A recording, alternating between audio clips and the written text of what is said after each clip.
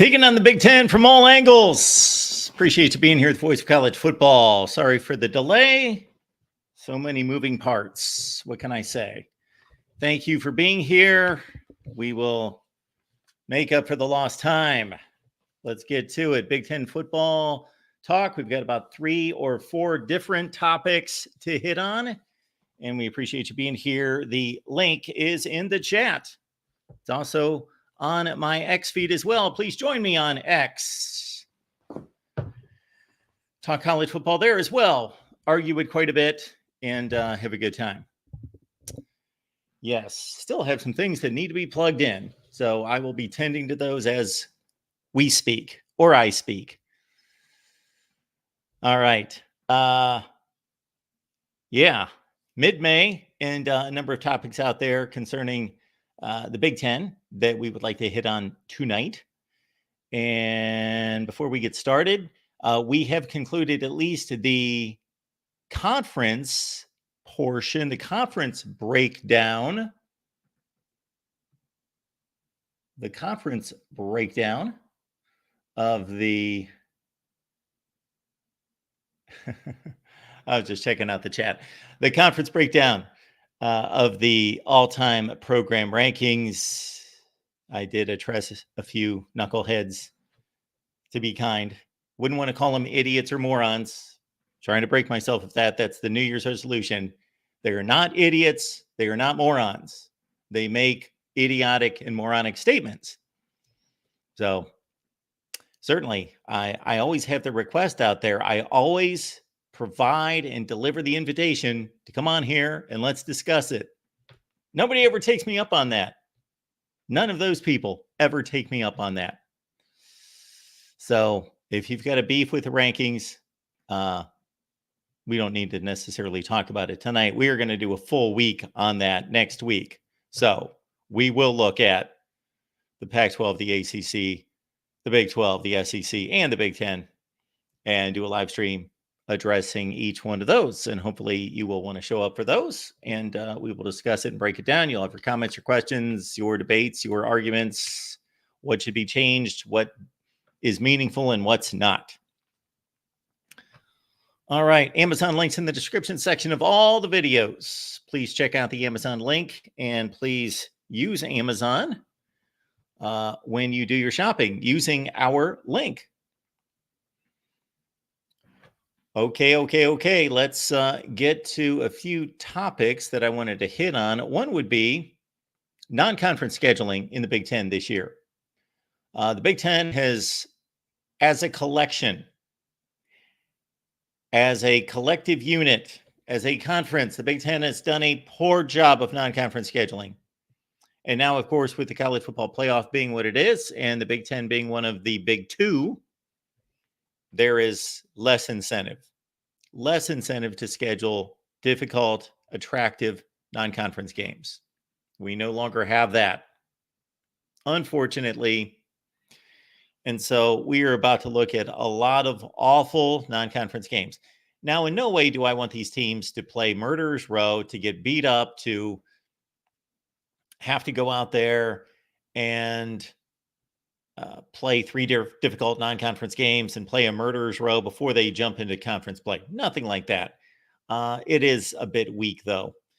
It is a bit weak, and there are rarely meaningful, really good games. Just forget about the meaning of it. Just entertaining games that we all would want to see. How many games were there played in the Big Ten last year, non-conference, that were marquee matchups?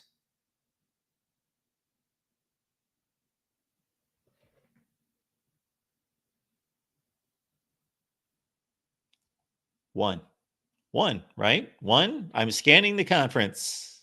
I didn't anticipate asking this question. One big game. One huge game. Iowa State. That's a great rivalry. It's played every year. Iowa State was a 7-6 team. Was it a big game? Yeah, within the state of Iowa, it was a big game. I watch that game most of the time. I think it's a good game. Like the game, want the game to be played, all of that. Is it a big national game? No. It's not. Ohio State and Notre Dame played last year. That's it. This entire conference of 14 teams last year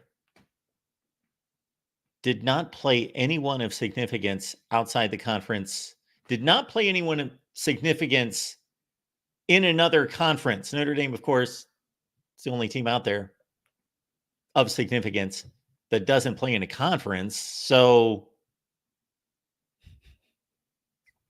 there is no room to play one team, just one team. This is quite embarrassing for the Big Ten, and the Big Ten doesn't care what I think. And the Big Ten doesn't care in general because the Big Ten's making loads of money and they're in a playoff situation in which they're going to be invited all over the place. But it is pathetic and embarrassing. So this goes out to all Big Ten fans and Big Ten media, Big Ten followers, anybody that loves college football. As we look at the Big Ten, pathetic. Tony Petiti, of course, you weren't around when these games were scheduled, but it's pathetic. It's truly pathetic. I think that the Big Ten plays the worst collective non-conference schedule of anyone in the country. The worst. It's not even close. And it's been bad for a long time.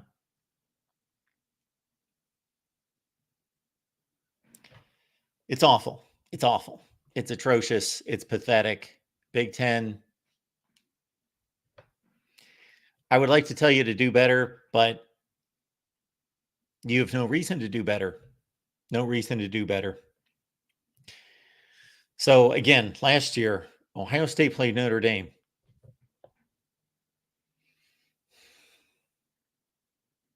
Now, I don't expect Northwestern to go out there and play Alabama or Maryland to go out there and play Texas, although they did about 5 years ago, 2 years in a row, and they beat them back to back. But they were in the Big Ten at the time. Yes, Moose, I'm going to go on my roast of the Big Ten because it's pathetic. We could take any other conference, and I know that the Pac-12 is dead, and shoot, a third of the conference is now part of the Big Ten, but not yet. You're really not in the Big Ten yet, so we're going to talk about you like you're in the Pac-12 because that's your history, and that is your performance, and that's your roots, and that's who you are. So, Oregon, who do they schedule? Well, a trip to Texas Tech is not the most daunting thing in the world, but it's something. And they scheduled Oregon Georgia a few years ago. And USC, my goodness, our buddy Tim Prankley likes to brag on USC, but he has reason to. USC's non-conference scheduling puts every team in the Big Ten to shame. Puts them to shame. Much tougher non-conference schedules all the time.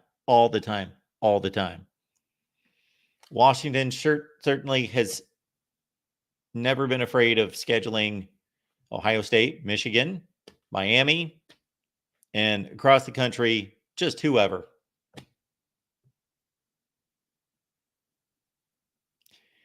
So I don't know what to do to correct this to a certain extent. And with only 3 non-conference games and with the conferences getting more difficult, maybe it's correcting itself in this way. The conferences are so large that these teams will not see each other every year. So that's a problem, that these conference championships are somewhat illegitimate. But by playing more difficult conference schedules, of course, there's less incentive. And I make less of a demand for teams to go out there and schedule difficult non-conference games. I'm not going to do that after you play a difficult 9-game schedule and you need a break of sorts. But wait till we get to these non-conference schedules. And with a lot of teams,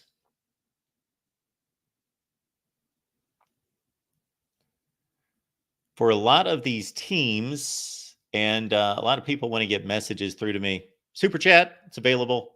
So anyway, so I'm going to look at two things here as we go through these non-conference schedules, especially for the big boys at the top. There is intent, and then there's the actuality of the schedule. So you could go out there with the intent of scheduling difficult. And Michigan, 2021, they scheduled a game with Washington. Washington sucked. They were horrible. They had one of the very worst offenses in college football. They were horrible. That's not Michigan's fault. They scheduled a difficult non-conference game against a Washington school, against a product that's usually a top 15 program. So there's intent. So I did not at the time go after Michigan. They scheduled Washington. Good enough for me. Good enough for me. Now, when you have to evaluate the non-conference schedule, though, so when we are comparing teams and we're looking, especially in a 4-team situation, but now it's going to be much more liberal with 12 teams making the playoffs, but especially in a 4-team situation, then you have to call into question and say, well, Michigan did not play anyone outside the conference. That's a different evaluation. That's basically just evaluating their non-conference schedule was horrible. Not their fault. They intended to play someone good, but that team turned out not to be good. Two different things. So I did not bash Michigan in 2021 for having a lousy non-conference schedule because they played Washington. They intended to play someone good. In fact, they didn't play anyone good. So when I ranked or rated or evaluated their non-conference schedule, then I called it for what it was, a horrible non-conference schedule. Not their fault.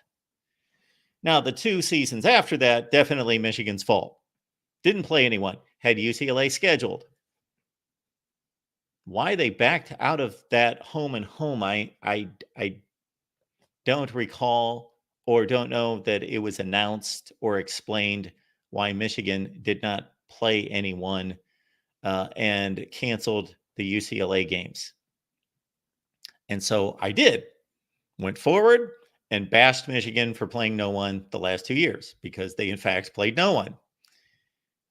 It would be hard. It would be difficult to create a schedule worse than Michigan's non-conference schedules the last 2 years. It would be, you would have to have your Rolodex on speed dial to the very worst teams in the country to form those 2 schedules. They were atrocious. Okay. So they had control over that. They had UCLA, and was UCLA a world beater? Well, they were pretty good the last 2 years, actually.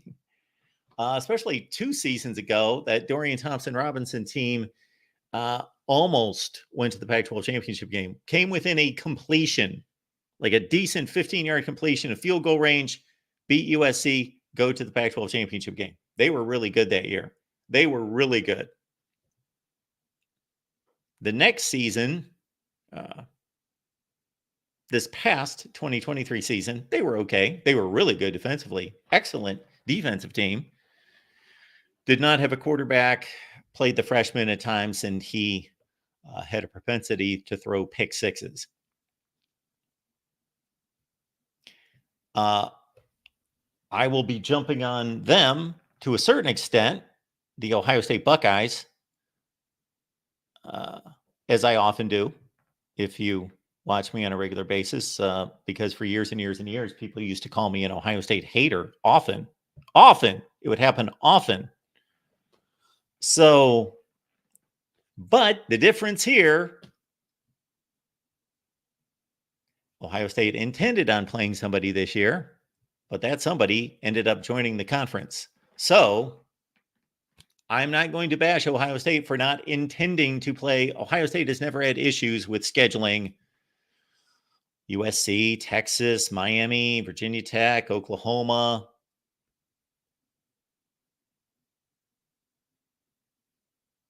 Oregon, home and home series all over the place, TCU and others over the past 20 years. Ohio State need not apologize to anyone for their non-conference scheduling. Scheduling somebody that is usually really, really good. And if they're not, that just happens to be one of those one-offs. And they had Washington scheduled. Well, the difference between the Michigan situation and the Ohio State situation is Ohio State had to cancel that game. Shoot, you can look at my video. You can look at my video when Ohio State canceled that game and say, where I said, let's not be surprised if Washington's close to joining the Big Ten. Let's, and Ohio State would, of course, had to travel out to the West Coast, make a second trip to the West Coast. Michigan made no trips to the West Coast last year. Ohio State's got one to Oregon. They would have to go two. And again, Washington's in the conference. So, yeah, I will defend Ohio State. Not because they're Ohio State, my favorite team, or anything like that. Out of common sense, out of logic. That's how we do it here. But is their non-conference schedule awful? Yes, it's horrible. Not their fault, but horrible. 2021, not Michigan's fault. Horrible.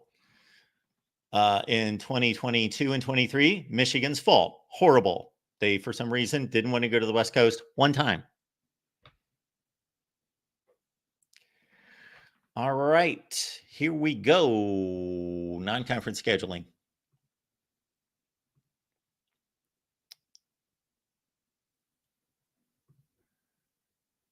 I believe we're going to Athlons, and they ranked the league's non-conference schedules from easiest to toughest. Okay? So here we go. And for Ohio State not to show up on this list for a little while shows you how bad this is. Indiana, you're pathetic. We are just going to call out all pathetic schools. You have no excuse unless something's been canceled that I was not aware of. That could be. Let me know, Indiana fans, anyone that wants to stick up for Indiana. It could be legit. I doubt it. Who has Indiana played in recent years that's any good? Well, they had a game against Louisville last year. Good for them. Actually, shoot, we were going through difficult non-conference games. Did anyone bring that up in the chat? That's actually the second most legitimate team that was played in the Big Ten last year by a Big Ten team was Indiana playing Louisville. They have to be the second best team that a Big Ten team played last year. Louisville. Yeah, they would be. Minnesota played North Carolina. Good for you, PJ Fleck, Minnesota. Going to North Carolina, you got a return trip, legitimate game. Great. Northwestern feels like they suddenly they have to play Duke every year. I don't get that. I understand it's kind of this meeting of the minds, like we're the academic elites here, but I don't totally understand that, why that game has to be played. I don't know if you're paying attention to this. Probably not because it's Northwestern, and it's Duke, but they're playing this year. They've played like 8 out of 9 years. 8 out of 9 years. I better figure something out before my my power goes out here. So I'm going to have to plug something in here at some point. So like 8 out of 9 years, Northwestern has played Duke. Somebody, is there anybody in the media, anyone who has asked this? If I go to Big Ten Media Days, I am just going to fight to talk to David Braun. And of course, it's not his issue. He wasn't around for it. But I would just love to ask him, why is your school playing Duke every year? Every year. You're playing Duke more than you're playing most of the teams in the Big Ten. Don't get it. Okay, I understand. Academic school. There's some kind of synergy there, I guess, that they think people are going to be drawn to. People don't watch football games because of the academic matchup. Okay.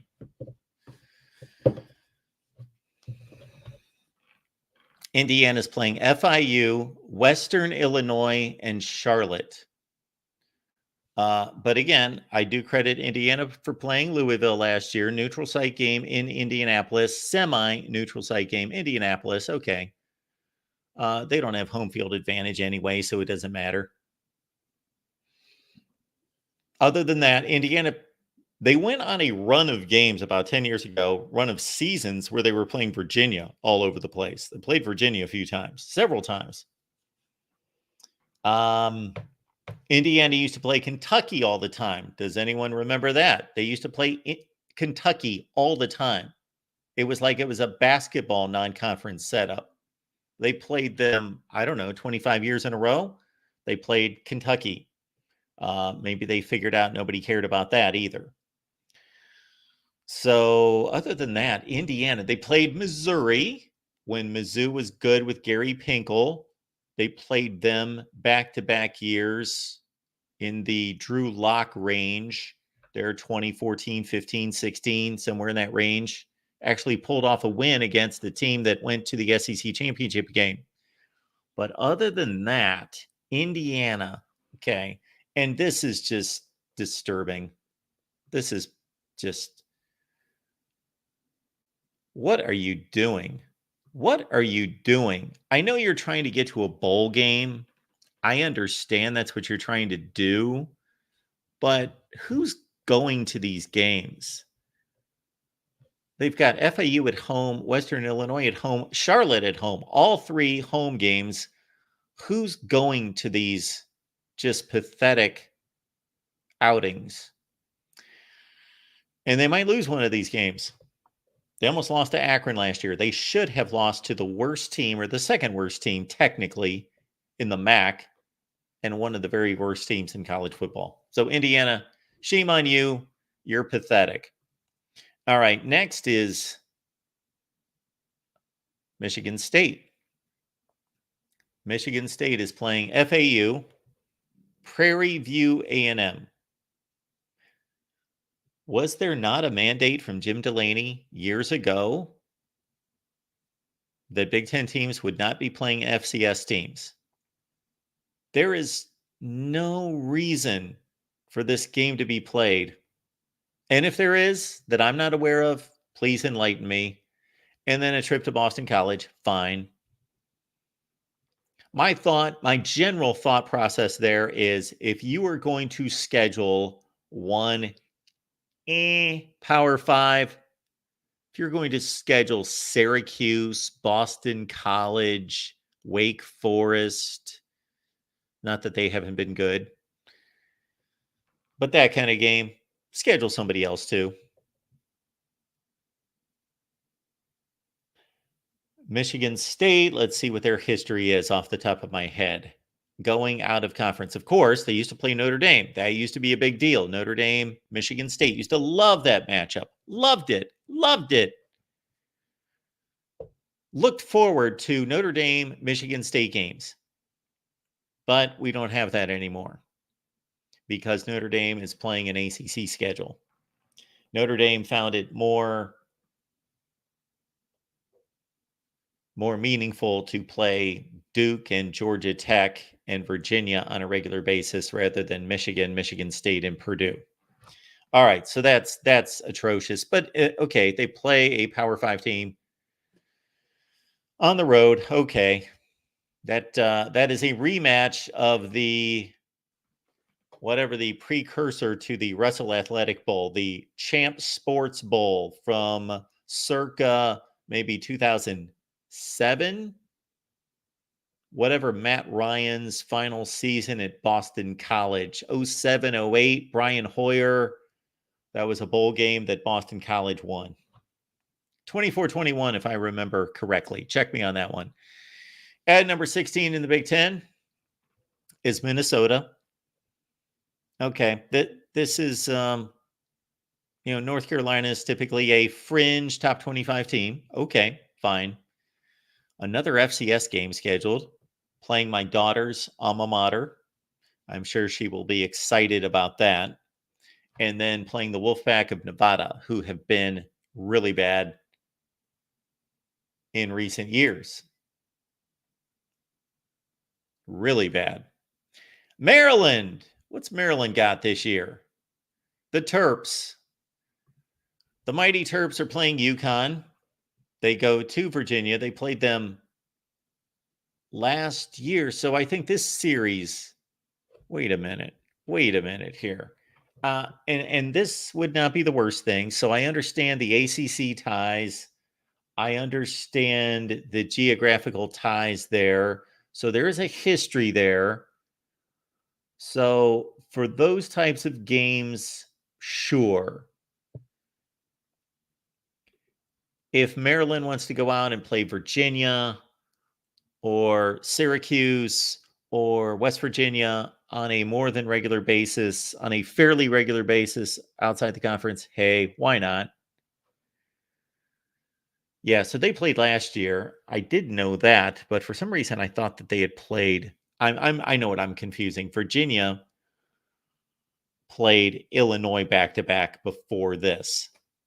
So Maryland squashed them last year by 4 touchdowns, and that's their big game this year is going to Virginia to play the Wahoos. Then again, what is it with playing FCS teams this year? Maryland's playing Villanova. Good basketball game. All right, number 14, the Buckeyes. Now, why this schedule's not last, I don't know. Or maybe not last, but I would think that the presence of Virginia and Boston College and North Carolina on Minnesota's schedule would vault them above Ohio State because this is a terrible schedule. Now, I don't know who Ohio State picked up to take Washington's place. It might have been Akron. I don't know for sure. I don't remember. Marshall's been a decent team, of course. And certainly Notre Dame doesn't want to see Marshall on its schedule. Western Michigan, all those Michigan schools, all those directional Michigan schools, they all go. I think it would be hard to find a season in which those three aren't all going 5-7, 6-6, or 7-5. I think that's what they all do every year. They are all fringe MAC bowl teams. So this is a bad schedule, and Ohio State may have a scoring margin of like 150-0 after game 3. All right, so that's bad. But again, the Buckeyes had Washington scheduled. Game had to be canceled. Now, technically, let me clarify that. The game did not have to be canceled. They could have played that as a non-conference game. But why go out to the West Coast twice? That's not in your best interest. So if they were playing that game at home, okay, Nebraska's got UTEP. Then they've got this game against Colorado. So Nebraska has, rightly or wrongly, I can go either way on this one, scheduled Colorado quite a bit, and they keep losing to them. So hopefully, if you're a Nebraska fan, a Big Ten supporter, Nebraska can finally beat Colorado. They got swept when Scott Frost was there. They had a 17-0 lead in Boulder. And then, of course, they got whipped last year. They got whipped on the scoreboard. Now, this was a Jeff Sims giveaway game, is what happened there. Now, another FCS game. Nebraska, FCS. Everybody except Ohio State is playing an FCS game thus far. Everybody. Okay.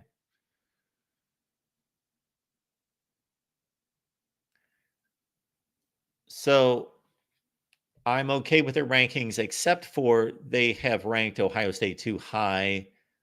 Just the sheer presence of North Carolina on Minnesota's schedule should put them at least probably in this spot, maybe even higher. North Carolina versus Colorado. These other games should be inconsequential. Like trying to compare UTEP and Western Michigan. Okay, one of them's the 120th ranked team in the country, and the other one's 98.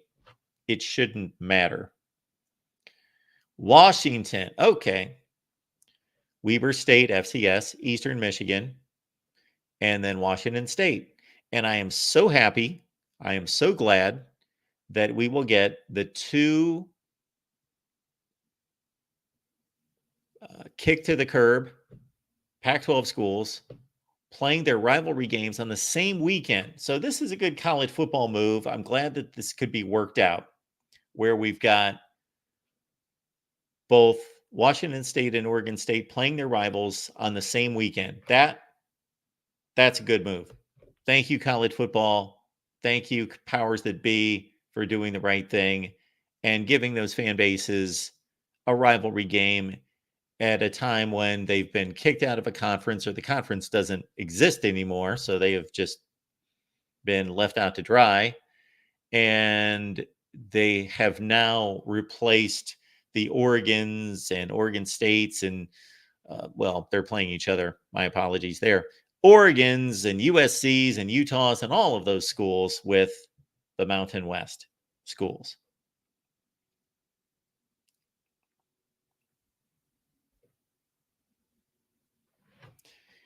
All right. I saw somebody comment in the chat something about the Big Ten and the SEC and non-conference scheduling. The SEC outschedules the Big Ten. Sorry. Now, some of that, obviously, we're going to talk about FCS schools that the SEC plays because they play a fourth non-conference game. But if we matched up the lists of best games, best opponents in the SEC versus the Big Ten, it wouldn't be close. Who did the Big Ten play last year that was any good? Notre Dame, Louisville, North Carolina, Iowa State. That's the lineup. Who did the SEC play? Texas, Florida State, Miami, Arizona, Georgia Tech, Memphis, Tulane, Utah,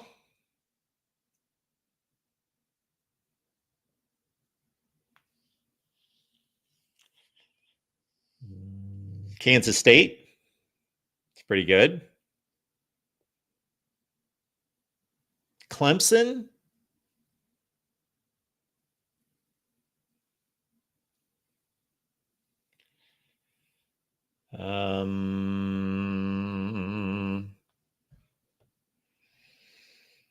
Louisville.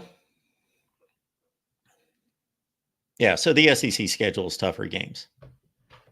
They also have an easier game with the one FCS game.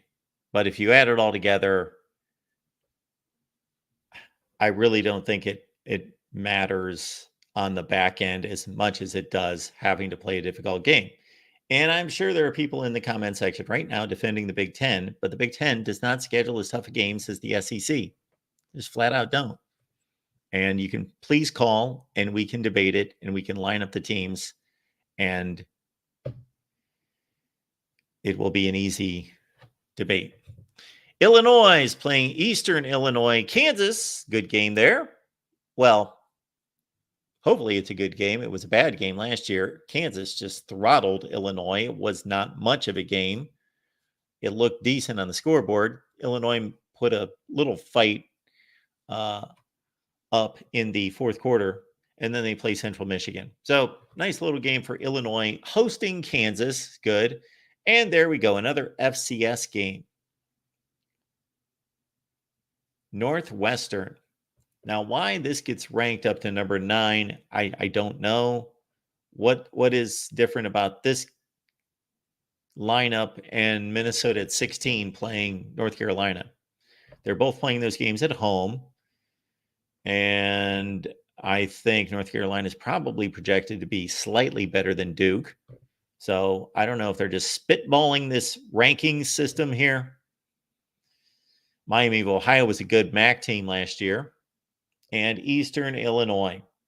Northwestern probably has blown more games against bad teams, embarrassing results, than anyone. Okay, Penn State's got a 9-4 West Virginia team that they beat last year in Happy Valley, but they've got to go on the road. And Penn State's had some pretty weak schedules in non-conference play. after scheduling really tough for years and years and years and years and years. In the last 10 years, Auburn, home and home. There's been a lot of Virginia and the like. There's been a number of seasons Penn State played nobody outside the conference. And Big Ten fans, again, realize it's only been since 2017 that the Big Ten has played 9 conference games. I know that's getting to be a long time ago. Iowa, Illinois State, Iowa State, Troy. Troy is no joke, and Iowa State should be a bowl team. And that's a must game that needs to be scheduled, should be scheduled, and played every year. Oregon. Well, now you've got 2 capable opponents going on the road against Oregon State. Again, I applaud the powers that be with the Civil War and the Apple Cup being played on the same weekend. That's good. Hopefully that continues, although it kind of hamstrings those programs in the Big Ten in being kind of in that Iowa situation where that's our one big game and then we can't schedule anyone else. So that's the only game we always schedule. I don't know that Oregon's going to go for that. I think they're the kind of brand that wants to be out there. Although, again, the exposure of the Big Ten, they're going to be opened up to playing a number of high brand teams. Boise State. They are not the Boise State of 15 years ago, but they are now with Cincinnati, Houston, UCF, SMU off to the big boy leagues. Boise State, one of the very best in the group of 5. Always has been, but especially now. They won the Mountain West last year. Okay, Wisconsin, just on the strength of having to play Alabama. That is almost one of those kind of games that, okay, then if you scheduled 2 FCS games, I have no issue with that. Because Alabama's Alabama, no Nick Saban, but loaded.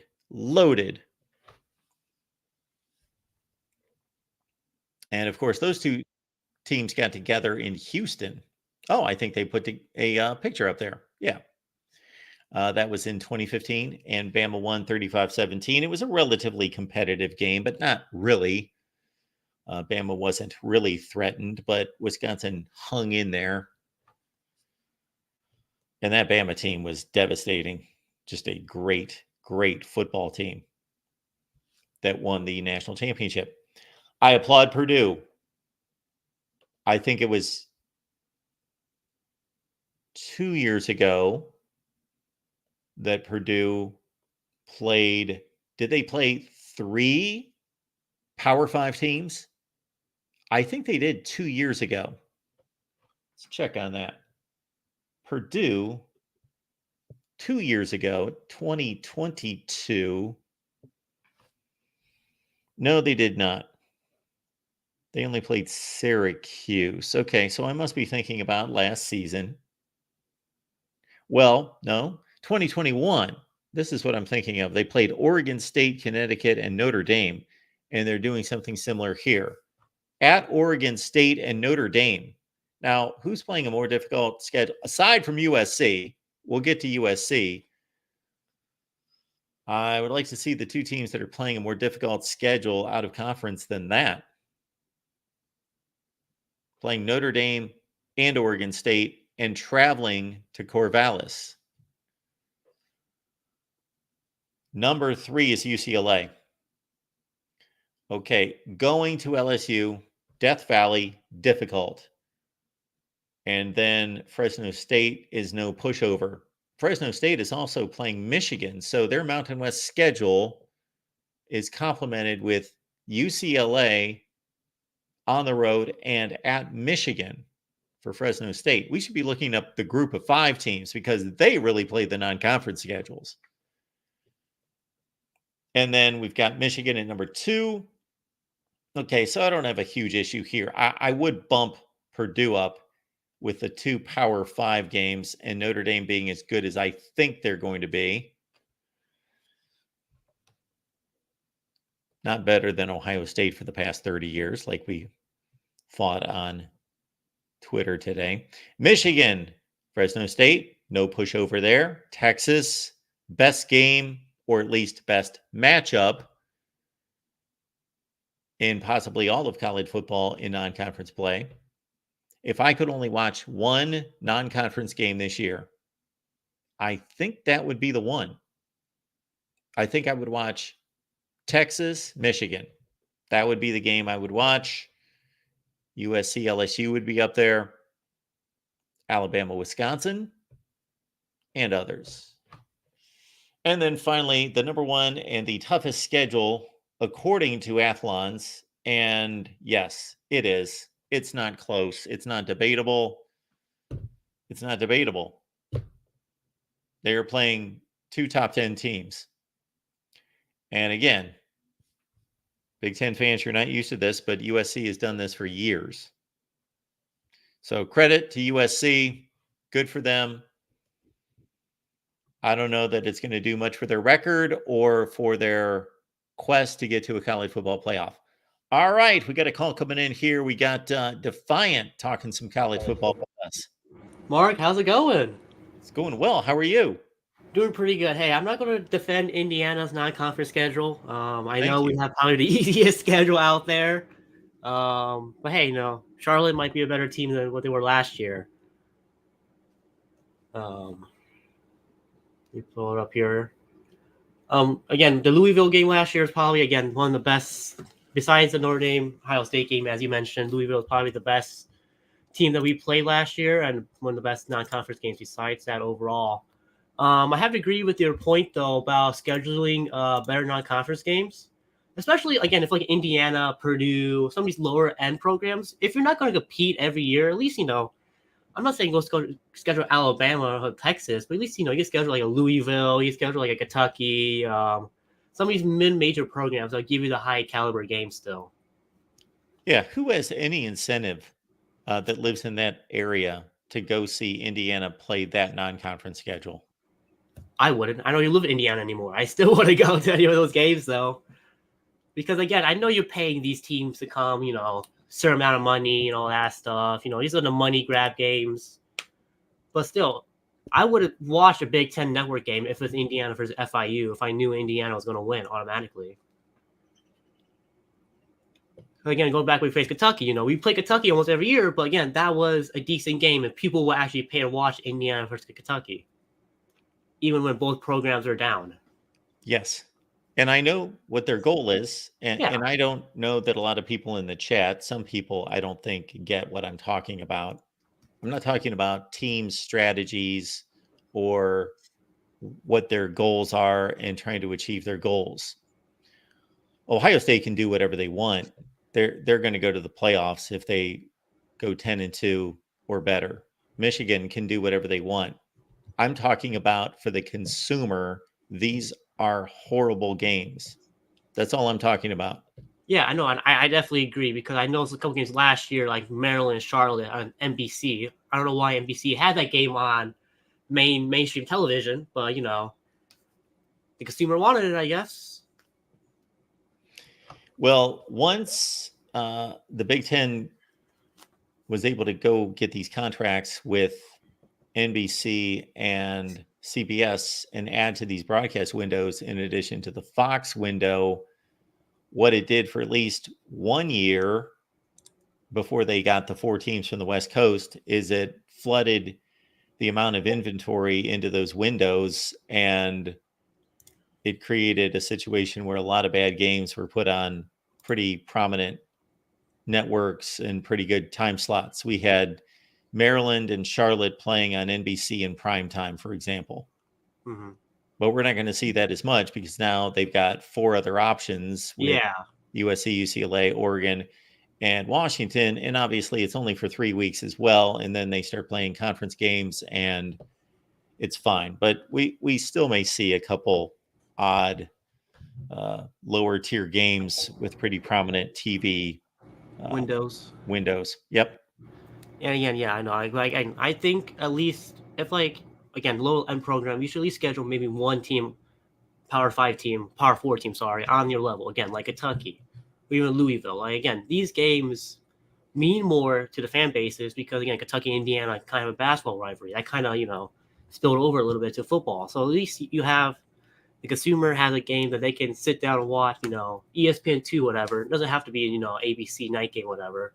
But these games do mean more than watching again Western Illinois versus Indiana. But I get the reason why these teams schedule these type of games. The team you're playing against is getting a payout. I don't know how much Indiana's going to pay these teams. Probably not a lot, but again, these teams you're playing again getting a payout for travel, again, travel paid for, getting all this money for athletic facilities and everything. So I get why these teams do schedule these crapshoot type of games because nobody watches them, but they still get an easy dub. They get to see the production. You can see all the freshmen play and everything. And yeah. Oh, yeah, there are all sorts of reasons to schedule these games. That they want to get to a bowl game. They want to look better than their record. They want their record to look better than they actually are. So you generate some level of I don't know, maybe excitement's too strong of a word, but they're going to be 4-0 going into or 3-0 going into Big Ten play Mm-hmm. on September 21st. Regardless of who they played, they're going to be 3-0, and that will at least it's better than being 1-2. But you increase your chances to go to a bowl game. You fool some of your fringe fans into thinking that you're decent, and you keep your team healthy. So I'm not. Again, I don't know that in reviewing a few comments in the chat that people understand. I have nothing against Indiana doing this. Uh, Oh, it's more about they're allowed to do this. yeah. And again, rebuild year. We're rebuilding under Kirsinetti. So again, I don't blame them trying to get some wins under his belt. Trying to boost the confidence of the university and football. But yeah, no. Again, I'm not saying every year schedule tough non-conference, but once you start getting to that point where you're able to compete on a national level, having that strength of schedule, I think, could help out in the playoffs, especially in that 11, 12 seed range. If you have a team with a horrible non-conference and a team with a better non-conference and all that stuff as well. They just always, again, they've got to weigh the pros and cons. They have to understand nobody's going to show up at the games. Nobody's going to talk about their games. They're not going to get any attention or, again, anyone at the gate for 3 weeks.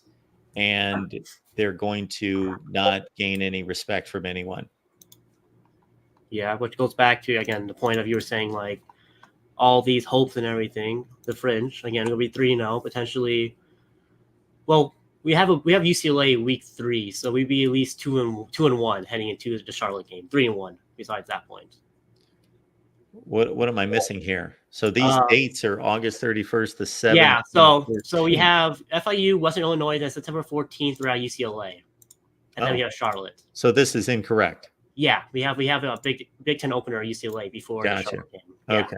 But just thought about that right now. So yeah, we'd be 2-1 heading into the Charlotte game, 3-1 if we beat Charlotte, which we should, but you never know. First year head coach, Kirsinetti. Yeah, if Akron kicked a field goal last year, they would have lost to Akron. Mm-hmm. Which again, hopefully, we do beat. Fingers crossed, we beat FIU and Charlotte. But I was going to ask you too, again, going back to these games. When should Power 4 teams potentially schedule the FCS games, or do you think the FCS games kind of really do nothing for them in that sense? Like Indiana playing with Western Illinois, all this stuff. Should it be kind of like a split between FCS games and playing a group of 5, for example? Well, I'm not completely well versed in what that does for the FCS schools. Mm-hmm. I think it's pretty easy to see and conjecture that it's a big payday for those FCS schools. And shoot, if you're going to play one of the worst teams in the Power 4, or not the power conferences, in FBS play versus playing in FCS, I guess it doesn't matter. I just think it's just kind of a senseless game and unwatchable usually. Yeah, because I Michigan know State again and there Prairie was. View. I know again earlier. I think it was like talked about them playing in the spring and making it kind of more meaningful because you play like a actual team. But I think the only game I would say for an FCS is actually going to be decent is the North Dakota State Colorado game. Yeah. Besides that, again, South Dakota State maybe whoever they're playing. I don't know if they're playing any FBS teams, but like if you have a team that can compete at that level, I would say yeah, play them. But like again, they're meaningless. They're like just a tune-up game most of the time for these programs, especially Power Forward programs, because all the resources and all the money they get. Because at least with the group of five, you could have some upsets and everything. I see people in the chat talking about what a joke it is that Michigan State is playing Prairie View A&M. Exactly.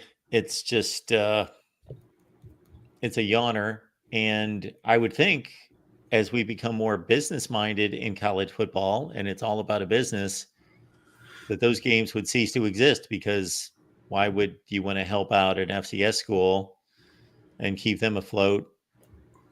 Just you're going to ruin your gate, your TV.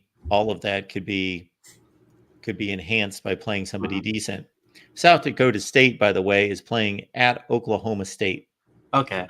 So, but like, yeah, but those teams though can compete on that level. South Dakota State, I don't know, Yeah. Kansas a couple years ago. So like, those teams could compete on that level and potentially beat them. But I'm just saying that for the rest of the FCS, there's a big talent gap in between these schools. And again, I could see maybe like if FCS teams in your state helping them out by playing them. I know college basketball, they do charity events and they help out some of their D2, D3 schools in the state. I know Kansas plays a couple of those schools every year. So I can see that being the reason why you want to schedule. I know Ball State, Indiana State kind of have a little rivalry going on between the two. So I can see why Ball State wants to, play Indiana State. And at least at that level, again, you can see an upset potentially happening because the talent gap isn't that far apart from each other. Absolutely. All right, Defiant. Anything else you wanted to hit on? No, Mark, it was just the schedules because I think it's just a joke now in the way scheduling works in college football. I remember you talking about, I think a couple years ago, about the NFL model for college football. You play, Michigan wins the conference. You play the conference winners, non-conference. I remember you talking about that. So hopefully, these schedule makers and universities can get together and be like, hey, this makes money. Let's make money. Let's have Michigan and Alabama play each other. I don't know, in a neutral site, but that'll make some money for them at least. Yeah, I have a way I would go about it, but yeah, they're going to continue to allow the schools just to randomly select their own games. Yeah, but until that changes, it's just going to be crapshoots week 1, 2, and 3, week 0 especially, until you get to the bread and butter and the conference games. All right, Defiant. Appreciate you being here. Thank you, Mark. Have a good night. You too. Defiant, getting us started here at the Voice of College Football. Appreciate you all stopping by, and pull up a chair, leave a comment or question, and give me a call. We have left the link both on my X feed, and then it's also here in the chat as well. We're running down non-conference schedules. This is Athlon's easiest to toughest schedules in the Big Ten in non-conference play.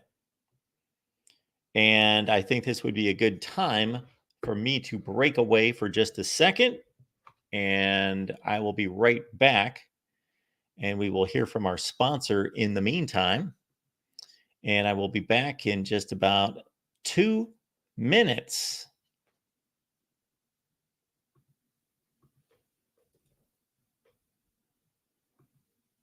Of us are on the internet pretty much all the time.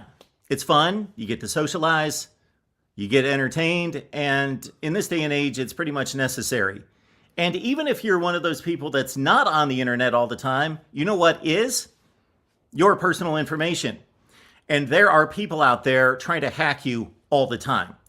They want your email address. They want your phone number. They want your place of employment, and they want to do bad things with it. There's also fairly legitimate corporations and companies that want your information. They want it for marketing purposes. They're going to buy it. They're going to sell it. They're going to trade it. At the very least, it's annoying to you. It's a nuisance. It's aggravating. Your email gets cluttered up with spam email. You get robocalls all the time. That's at the very least. At the worst, it's a threat to your family, to your friends, to your personal information, to your banking, to your finances, to your security, to your safety, to your identity. It can be pretty serious. This video is sponsored by Aura. I got hacked and it was pretty obvious. This was about 8 or 9 months ago, and there were red flags all over the place. And I didn't exactly know what to do, but I knew I needed to do something quickly. I mean quickly. I researched 8, 10, or 12 companies immediately. I went all over the place. I asked people. I was online looking for the best company that could serve my needs and secure my information. You know who I found? Aura. And I'm glad I did. It was amazing. I contacted them. They got right back to me immediately. Their customer support is phenomenal. Their customer service is first-rate, friendly. They are detailed. They know what they're doing, and they do it right, and they will protect you. In addition to everything I just mentioned, they've got a password-keeping service. They keep your credit score. They notify you anytime there's a possible data breach. This has happened to me a number of times. I'm getting notifications all the time when there's a possible compromise to my credit score or anything that I don't want. They've got a VPN that will allow you to browse the internet anonymously. It's amazing. And again, customer service support available 24/7. Click the link in the description section below and get 2 free weeks of Aura. Protect your finances, protect your information, protect your privacy, protect your identity. I did, and I'm glad I did. Aura, thank you so much for what you've done for me, and now for my Voice of College Football community.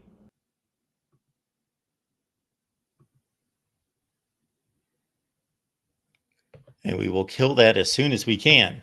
That thing's dying a slow death. Okay. All right. Yeah, the link's in the chat. If you want to give me a call, we're talking college football. We're running down the toughest non-conference schedules in the Big Ten, and we're going to get to a couple other topics here momentarily.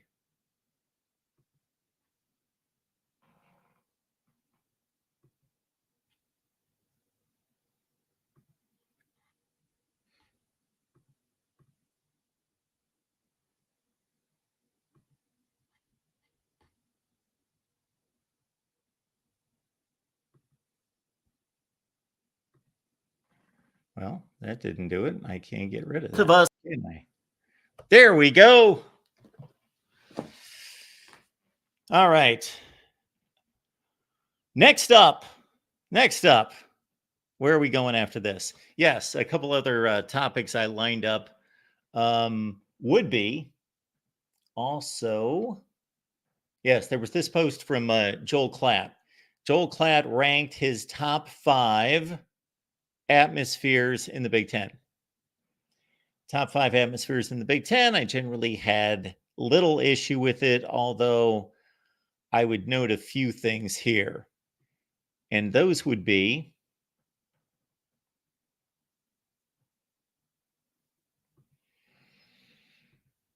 I don't know who posted this exactly. I got this from Corey Bratta, so I'll just show it like that off of there we go. Big Ten atmospheres. So I take it Joel Klatt's not out tailgating with anyone. So I don't think he's really rating that type of the experience. I don't think that's part of the process necessarily for Joel Klatt's rankings here. I think this has everything to do with the most difficult places to play, the best crowd atmosphere for a game in terms of numbers of people, how loud they are, how rabid, how faithful, maybe the game day experience itself inside the stadium. He may not really take that into account. I don't know how much of that he takes in as well. But there it is. It's Penn State number 1, Oregon 2, Ohio State 3, Michigan 4, Washington 5. Well, this is a difficult ranking. For one thing, you've got 3 schools that come to mind for me that are not on this list that are really strong and really known for having faithful followers. And that would be Nebraska, first and foremost, with that ridiculous record streak that they've got going back to 1960, whenever. And I know it's a bit bogus. I know that maybe they've pulled a few strings to keep it going, but they have the streak to keep going. So they have continued to sell out, whether they've had to find ways or not, Nebraska. And to do this with as crappy as their team has been, going on 7 years now, going on 8 years. Nebraska is, who is Nebraska the last 7 years?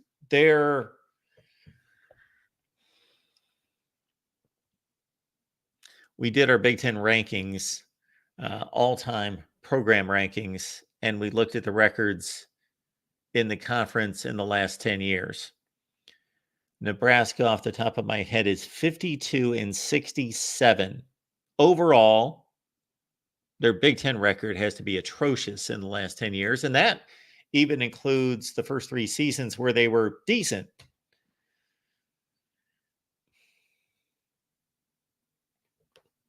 They're Rutgers. Nebraska is Rutgers right now. And of course, last year they weren't as good as Rutgers. But they're Rutgers.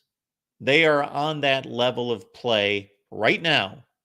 Not saying they don't have the resources to make it much better. They have the fan support, and that's exactly my point here, is that Nebraska's fan support, I don't know that I can liken any in college football to Nebraska's fan support. Now, I'm not picking on Joel Klatt because he's talking about game day atmospheres. So I'm extending it past that to just acknowledge what Nebraska's fan base, what they bring. Florida State went through a rough 5 years, and we saw plenty of empty seats.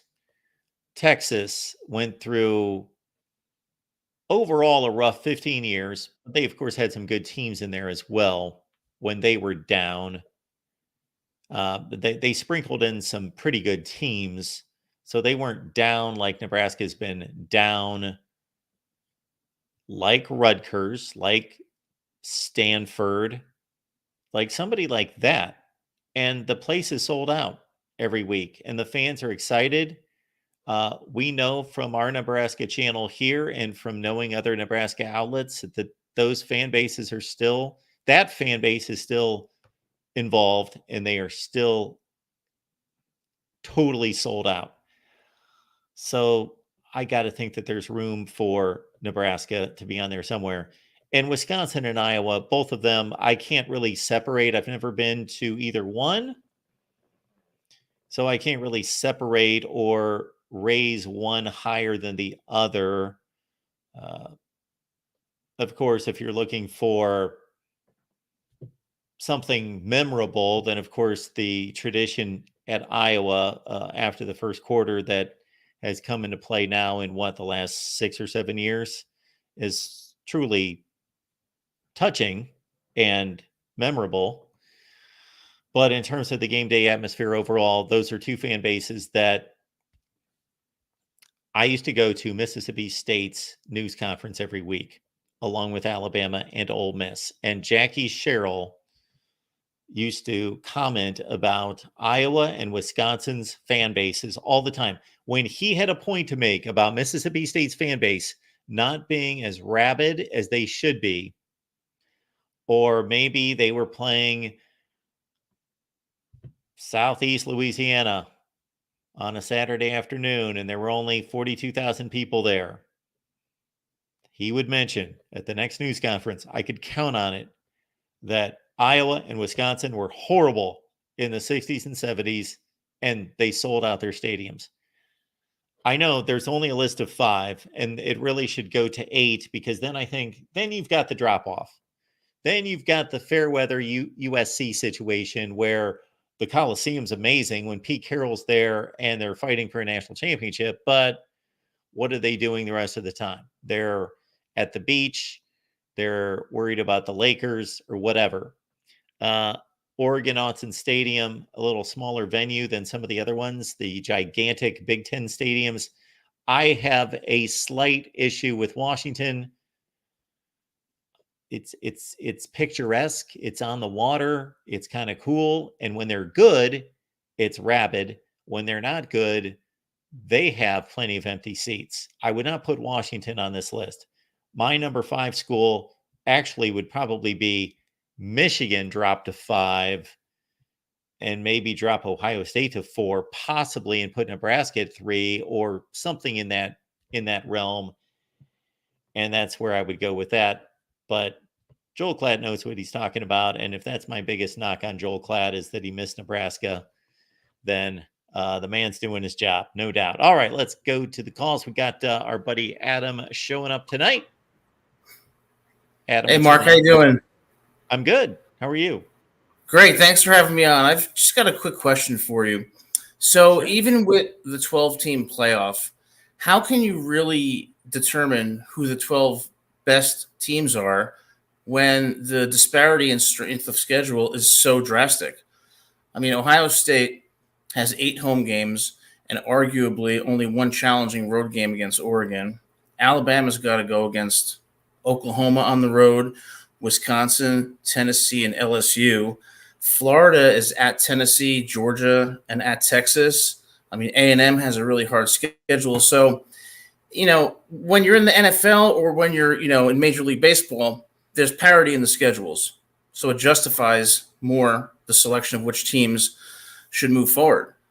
But that's not the case in college football. So how do you determine if, for example, a 9-3 team is better than an 11-1 team? Or and so how do you make that determination? And I guess my point is expanding this to a 12-team playoff doesn't really solve the problem if there's no parity or reasonable parity between the schedules that the teams are playing. Well, Adam, I've said it many times. You're a smart guy. I agree with you. I do think that college football is a bit of a different sport. I do like the regionality and the conference pride and all of that business. And if we keep to that, we're not going to have what you strive for. And of course, technically, they don't even have that in the NFL. But at least there is over time that proves out, you can have an extremely weak division in a particular year, but it's understood that's just that particular year.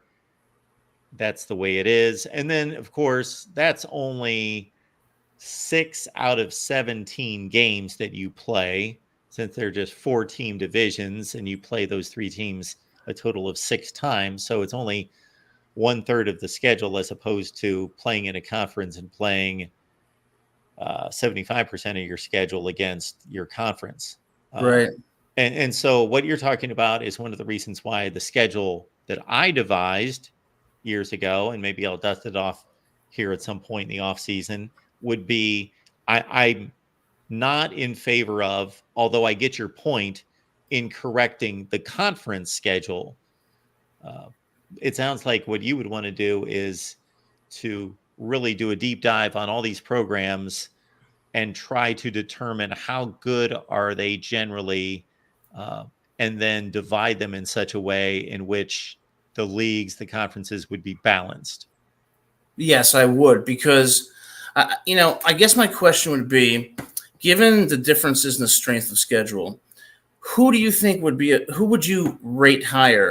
A 12-0 Ohio State or a 10-2 Alabama, given that Bama's got 4 road games, including against LSU and Tennessee and home against Georgia, whereas Ohio State, they go on the road at Oregon, but they have 8 home games. So that difficulty in making that determination, I think, is going to continue and perpetuate the controversy of who should be in the top 12, just like it was in the top 4.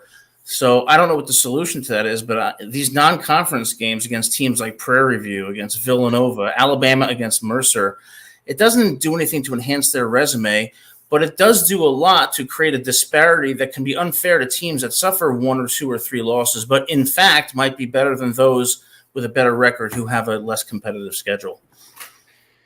Okay, I'm going to go a lot of different directions here.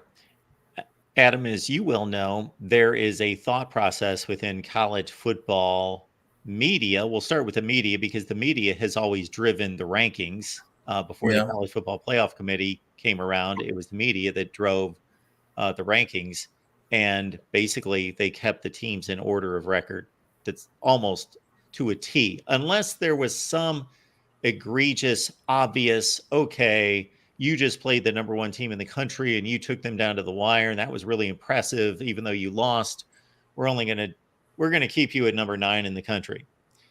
And if anything, I would make the point and have on many occasions, well, that actually validated how good that team is. That they went to Tuscaloosa and they took Alabama down to the last minute. That actually is better than them whipping up on Wake Forest 52-10 this week. They actually validated their worth as a football team, and we tend to drop them in the rankings. Right, that's a problem. Record. Yeah. So we've basically evaluated teams based on just looking at their record, and then when the records are the same, then looking at the schedule or being starry-eyed about what their name is and what their brand is. All right. Now, in terms of your case with Ohio State and Alabama, let's say, we know that Ohio State at 12-0 is going to be ranked ahead of a 10-2 Alabama team. We know that. But should they? That's a great question. I would say that you then need to evaluate the performance of the teams. If Alabama went to LSU and lost, as they did a couple of years ago, in overtime, last second 2-point conversion, and their other loss was one of the other places you mentioned in a similar fashion, and then they won some really impressive games. If they were overall more impressive than Ohio State, you could certainly make a case that they should be ranked higher. Now, real quick, before you continue your points, what I was going to say about my scheduling approach was going to be to keep these conferences intact, because to me, there's tradition, there's history, there's fabric to be considered. But in the non-conference, to have a formula schedule that is it's an NFL type schedule, but it's not. It is in that it's a formula, but the NFL weights its schedule to try to lift up the poor teams and suppress the good teams and create parity. I wouldn't want to try to manipulate anything.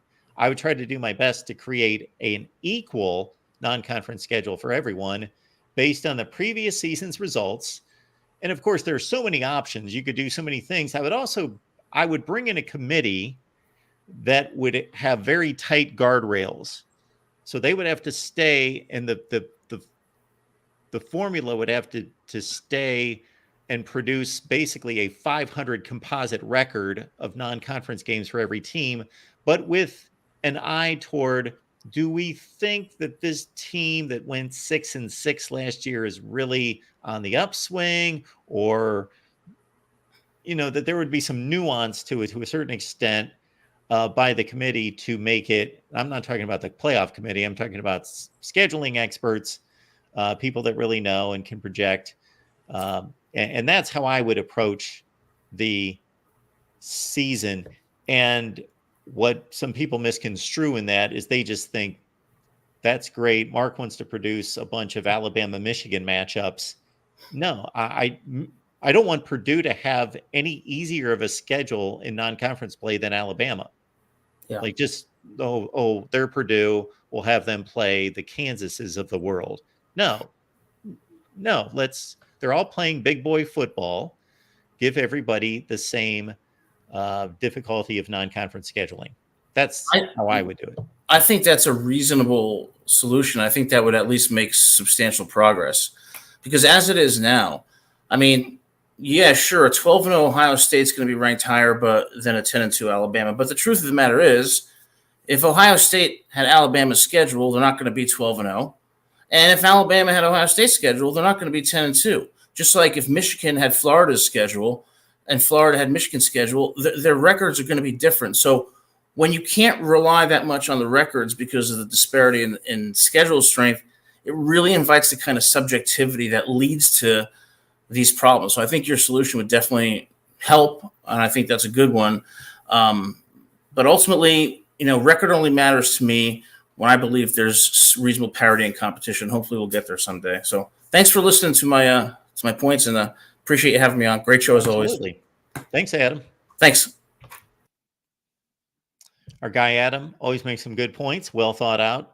The only thing I would say about that specific example is if Ohio State's as good as they're supposed to be, and typically are, we don't know. They could go 12-0 against that schedule. I would not predict it or expect that, but they could.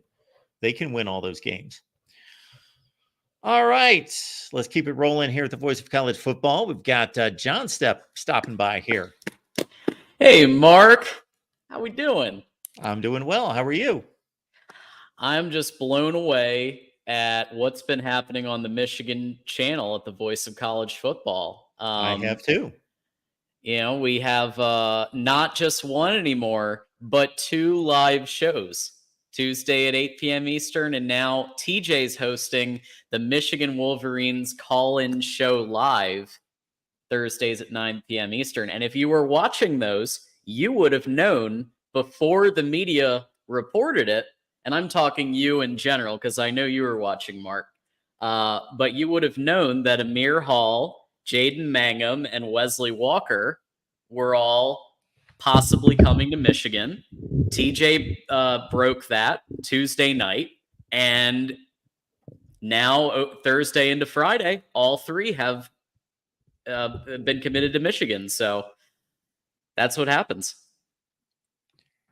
Yeah, it was a rather lively show, and I don't mean like people were debating the whole time, but you had your perspective, of course. You brought a lot to the table. TJ had a ton of intel, and the callers were really into it. You could just tell it wasn't just the typical run of calls, and it wasn't like they were fired up mad about things like that type of show. It was just a very engaged audience. Yeah, thanks, Mark, and we hope to keep it going. So next Thursday at 9, it'll be TJ and Ferris, and the goal is to bring in some of the other personalities and people, Cliff, Mac, to also be part of that show, so we can really showcase some of what you can expect if you're watching video clips. Yeah, it was impressive, but not surprising because I know who's over there running things. So, but I didn't just call to take to pat us on the back. I did think it was notable.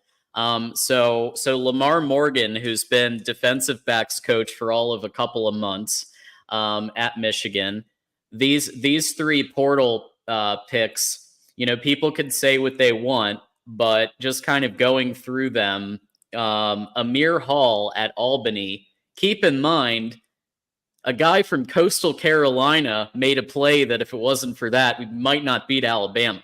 Okay, so they look at everywhere from FCS and all divisions of football to see who's really good. So Amir Hall at Albany has an 85 Pro Football Focus rating, 5 interceptions, and actually got All-American last year.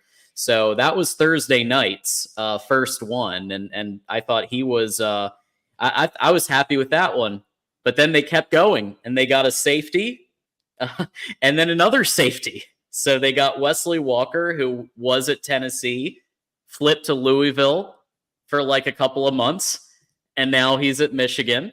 And we actually beat out LSU and USC for Wesley Walker. And the icing on the cake Jaden Mangum going from Michigan State to Michigan, kind of shoring up those two positions that were the big question marks that we had left, right? I think other than quarterback, because we're still looking to see what Alex Orji's completion is.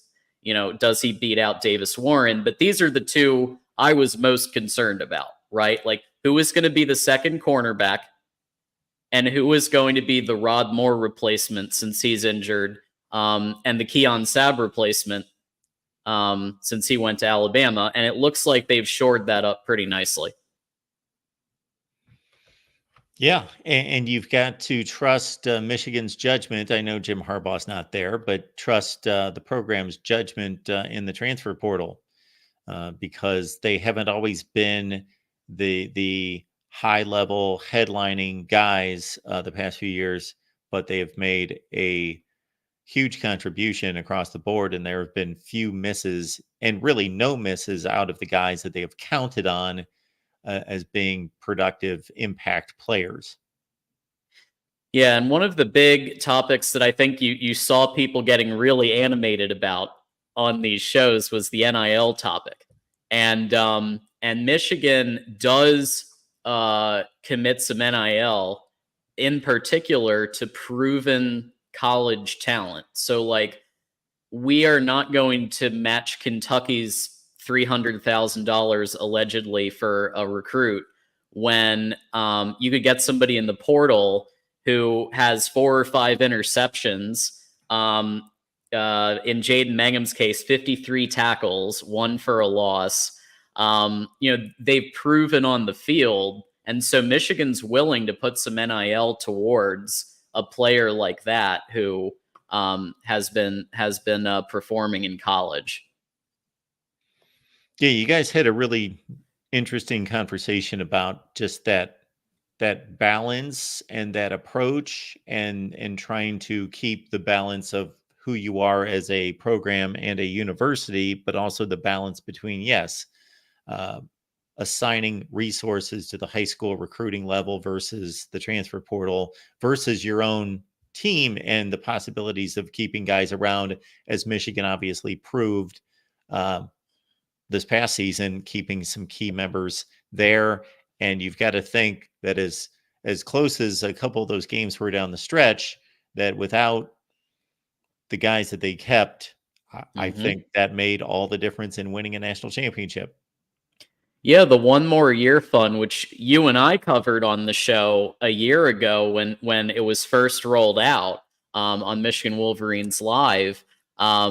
I thought that would be impactful, but just how impactful it had remained to be seen. Clearly, without some of those players, I don't think a national championship is won if some of them aren't retained. Especially a player like Roman Wilson, who was pretty much our only deep threat the entire season. So I think, that One More Year Fund, that was pretty good. All right, folks. So yes, it's every Tuesday and every Thursday now with That's John, right. TJ, and Ferris, some combination of them. And the Thursday night show is a call-in show. And certainly check out last night's to give yourself a preview of what you're in store for next week in regards to just, the vibe, the energy, the engagement, the knowledge, and the insight, certainly from you guys. But again, from the callers, I thought that the callers did an outstanding, just very insightful callers, and obviously ardent Michigan football fans, a few of which I knew, but a lot of people that I had not heard from before that proved to really know their stuff. And for the record, we didn't plan it like that with all Michigan people. We are welcoming any Buckeyes, any Spartans, any SEC people, anybody who's a college football fan is welcome to join us in chat or to call in and just give their perspective. But obviously Michigan focused, but we're happy to take any and all callers that come by. But also just a reminder that Conquest call-in show going to be happening in about 20 minutes roughly with our buddy Tim Prangley. And I'm not sure who his co-host is today, if it's Matt or whoever, but they're going to be taking some calls over there for the what's happening over at the USC Trojans. So check that out once this show's done. When it comes to Big Ten football coverage, we are tough to beat all around. When you see what we do with again highlighting Michigan and USC during this conversation, and again Tim and Matt for a second show. So Michigan now matching USC with 2 shows each week. Matt, Tim, and I get together on Monday nights to talk USC football at 10 Eastern, and then again 20 minutes from now, Matt and Tim taking your calls. And then we've got the Ohio State show. Justin Adams doing a great job with Nebraska. Corey and I get together on Tuesdays to talk Iowa. Yeah, Justin's killing it. If you guys haven't been watching Nebraska Cornhuskers live recently, Justin is just bringing it every week with insight, knowledge, and he also has that radio voice. He just has, it's like that classic voice that you could listen to when you're going on a car ride somewhere. Between he and Corey, they make me sound bad. Yeah, no, it's a good lineup. So y'all check out these shows. And obviously, if you haven't hit the like button on this video, please do so. It just takes a second. And if you like the content that we put out tonight, just hit that like button. Very good. All right, John, thank you so much for stopping by and getting to that Michigan update in particular, but also reminding everyone that we've got good things going on over at the Wolverines channel. Anytime, Mark. Thanks as always. Thanks, John. Bye. John D'Adamo, again, John, TJ Konerski, and Ferris Khan doing some good work. And we are killing it on the Michigan channel. No thanks to me. I just started the thing and kind of got it going, kind of gave it a push, but these guys have revved it up and are really going at it in a big way. Is Mike Fort in the crowd? You know what, Mike, you crossed my mind today. Not just crossed my mind. I thought, I hope Mike's good. I hope everything's okay. Haven't seen Mike for a while. So good to see Mike in the chat. Hope all is well. We've got Moose here as well. I almost thought to, well, of course I did think to, I just didn't carry it through to run a poll tonight. I think I will do this somewhere along the line. We will run a poll where I want to hear who you would like to see join the Big Ten, because we know all of this is going on right now with Florida State and Clemson. If you watch our channels on Florida State and Clemson, we've got a Florida State channel, Clemson channel as well. They've got the ACC in court, and the ACC has countersued both of them. And especially for Florida State, they and their fan base largely want to be headed for the Big Ten for a number of reasons we won't get into here, but we have on other occasions. Check out the myriad of videos I've produced about why Florida State, why not, Notre Dame, Clemson, all the various options from the ACC, how they stack up from a football standpoint, from a popularity standpoint in regards to media markets, academics, all of it. Check out the videos. But I was going to run a poll, and will be running a poll. I would just love to see out of Notre Dame, Florida State, Clemson, Miami, especially those four, who Big Ten fans would want to see. If they could only see one of those schools join the Big Ten, who would they want? I think as soon as I enter Notre Dame into the poll, I think I've got a winner there. Most likely, that's who I would vote for as a staunch, old-time Big Ten guy. But Florida State would be phenomenal, too. Keith, we'll take your call in 2 seconds. We've got to address a super chat coming in here from Nick. Nick, thanks for stopping by. Nick says, I can feel Mark's jealousy of University of Miami's superiority. Well, they settled that on the field at the 2003 Fiesta Bowl in the national championship game. And there you go. So that's all I've got for you there, Nick. Thank you for the super chat. We'll leave it up there for everyone to read and ponder for a while. Keith showing up tonight. Keith, what's going on tonight? Yeah, Mark, I got to admit, I'm jealous of those Jimmy Johnson 80 Miami teams as well. Yeah, I was for a while. I was for a little while. Yeah, those teams I think were the closest thing to a pro team that's ever been in college. Yeah, I think the teams that they put together at the end of Butch Davis's run into Larry Coker, the 2001 teams, I think by a lot of different measurements, they are the most talented teams that we've seen. Yeah. About playing Cupcake U and getting a soft out of conference schedule. I think it came from inside the Michigan Circle when we dropped the Washington series. They said Michigan just wanted another home game. The UCLA series, you mean? Yeah, okay, the UCLA. Yep. I first forget what team it was. Yep. Is that that one of the years they were going to have to let UCLA have the gate, and by playing Cupcake U 2 years in a row, they're getting 2 home gates, and that's got to be 10 or 20 million, I think, when you figure it all in. Yeah, I understand that, making a business decision, but then there are just going to be guys like me that are going to say your non-conference schedule sucks, and I'm sure they're okay with that. But that's a good explanation, and it makes business sense. I don't like it. I don't even think Michigan fans like it.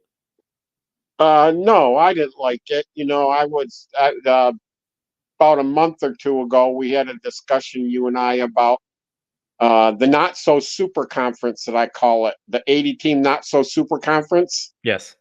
You know, and I said the right number is 30 to 40, which I've been backed up by ESPN, Fox, the Big Ten, and SEC. All basically said the same point I was making that night.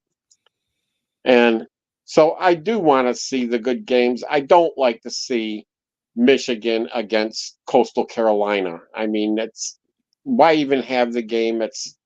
It's kind of just running offensive drills. It's kind of like a spring practice. So, Keith, you've got this thing down to about 30 teams? Yeah.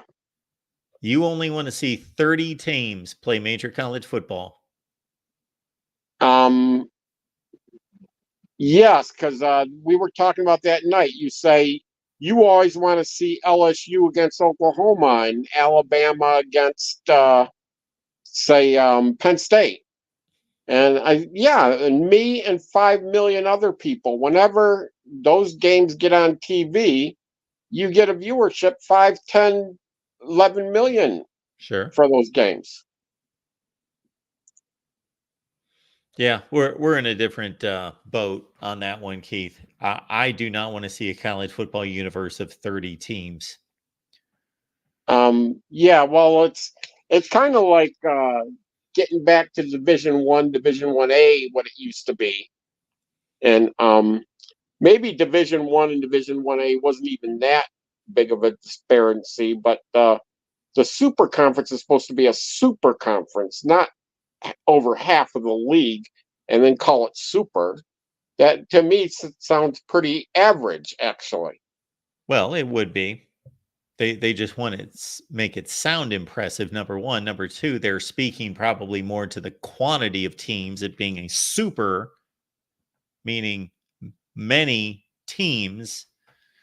I, yeah, I understand. So I get caught in the middle on this point.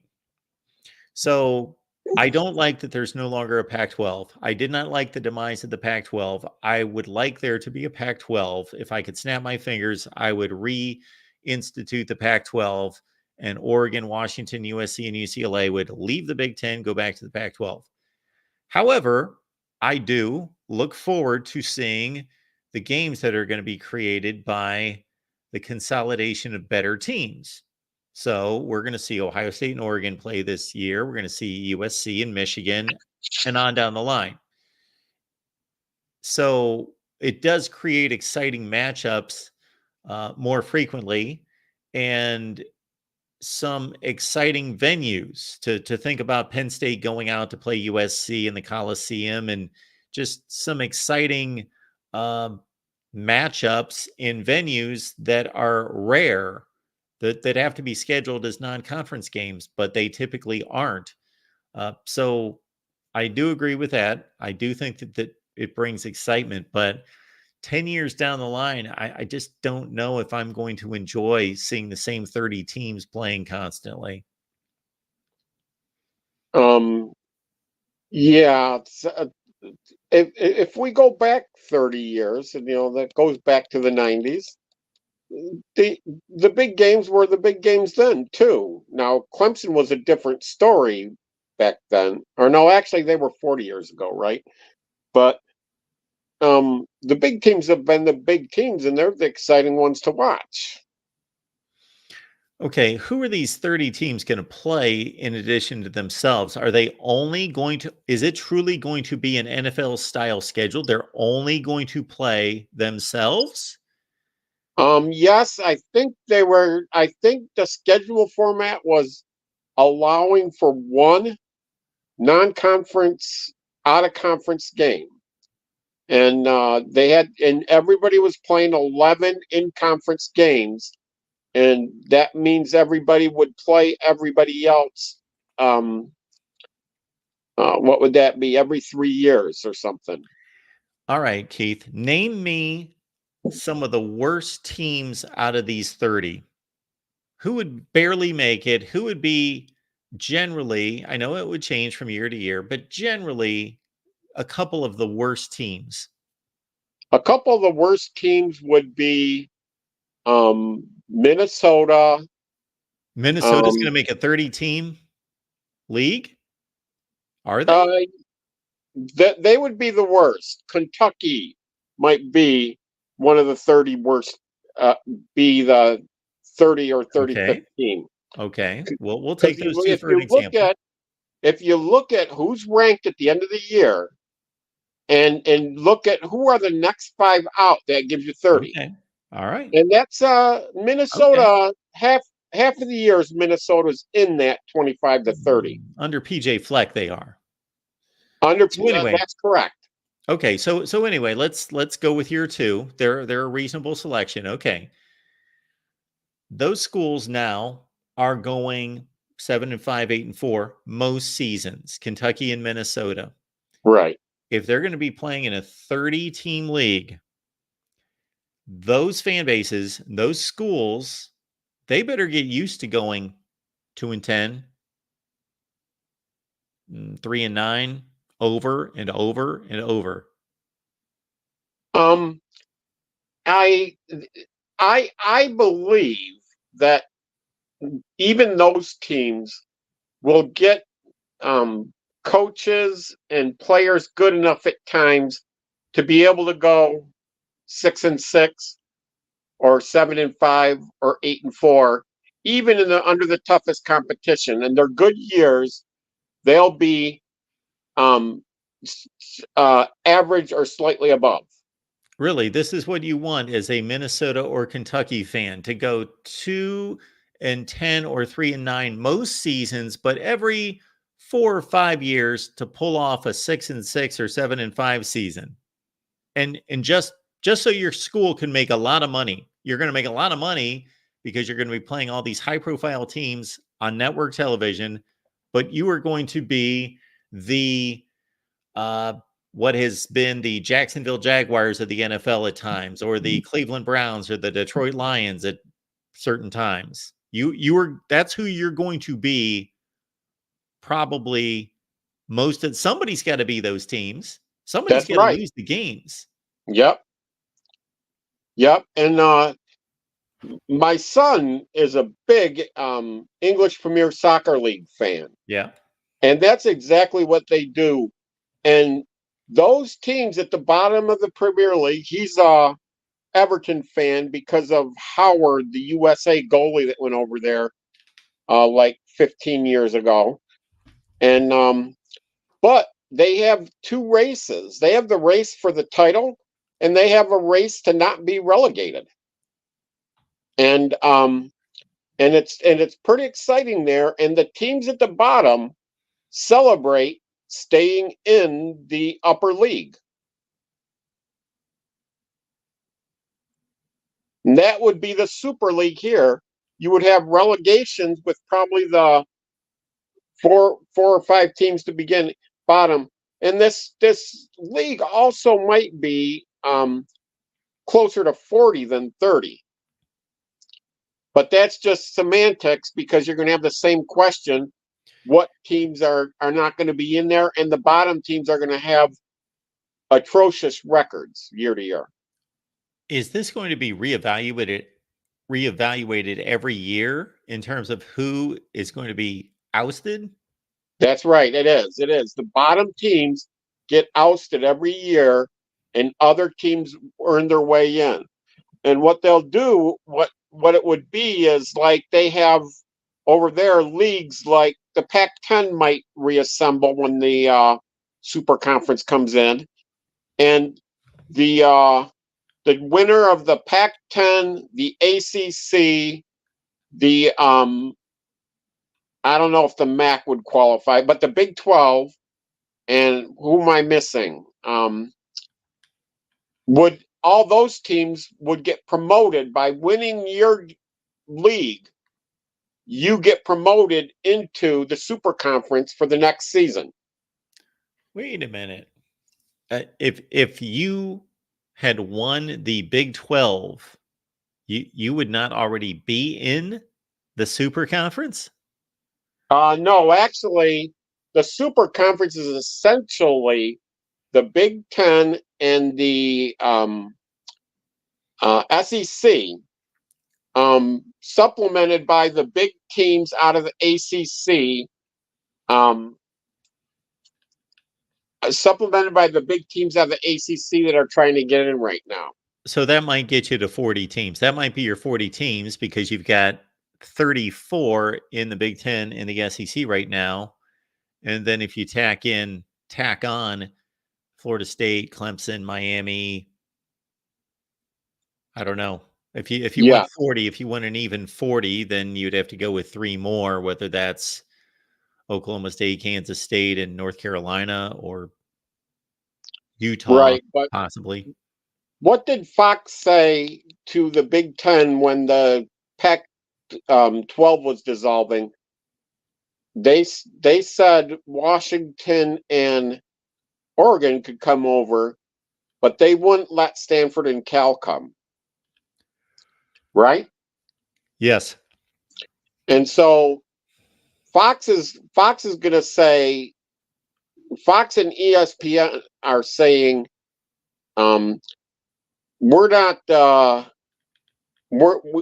want Indiana, we don't want Vandy. Okay. You know, that was going to be my next point. yeah, Are we going to start picking teams out of leagues? That's right. Is that they're gonna be the first victims of relegation. They're gonna have to win their way back in.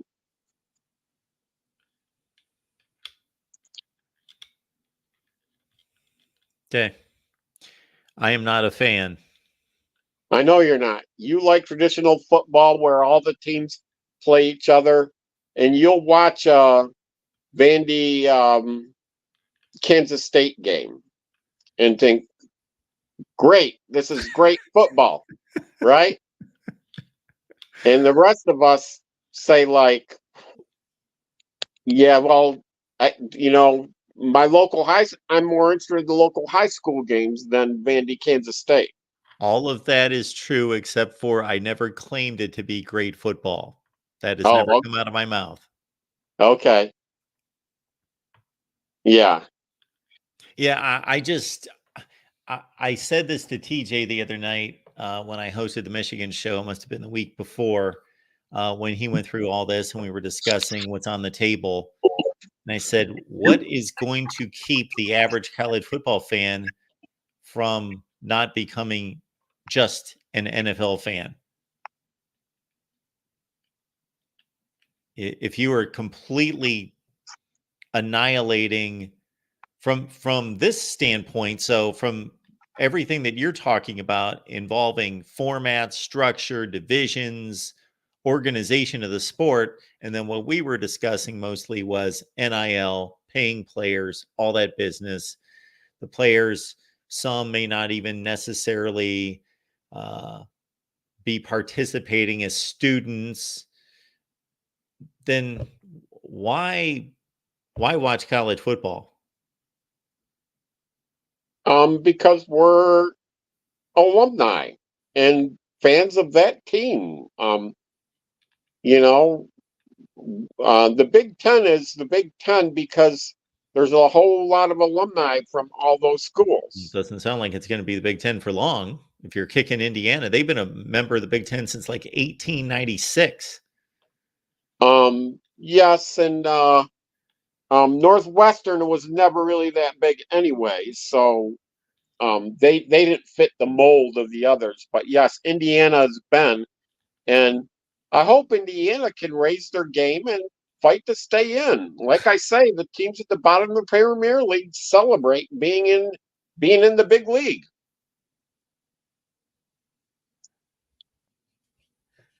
Okay. I think you're going to disenfranchise a lot of people. Um, they with that model, the regular conferences that don't participate in the super conference, Yep. they have their own playoff and they have their own Yeah. like Division 1A championship as well. And no one's going to care about it. Well, I wouldn't say I wouldn't care about it. It'd probably be very good football. I mean, you could have Utah against um shoot, who else would it be? Throw out anyone. Syracuse, Kansas State, somebody. Yeah, or yeah. So yeah, Kansas State could be Utah, Kansas State, or something. And it would be good football because those teams would be at the best of their level right Okay, there. I understand that. That's similar to uh, watching, the American Conference Championship game now. Watching Memphis play Tulane, and it's a Right. good game.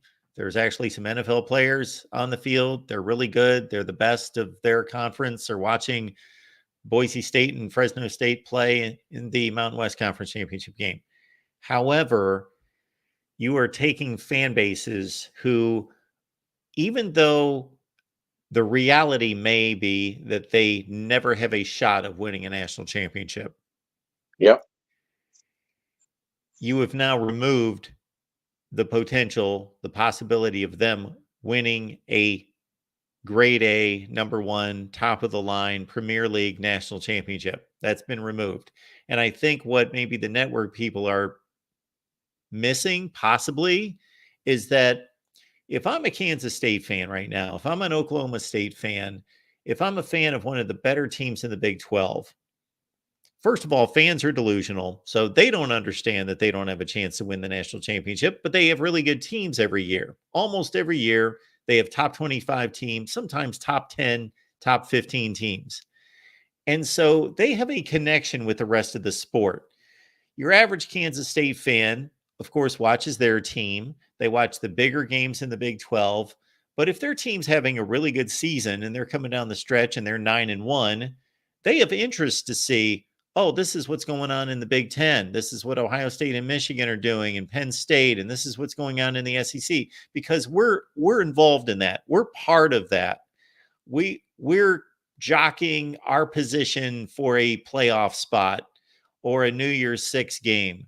But if you completely cut them off, then they have no incentive to watch Ohio State and Penn State play or Michigan and USC play.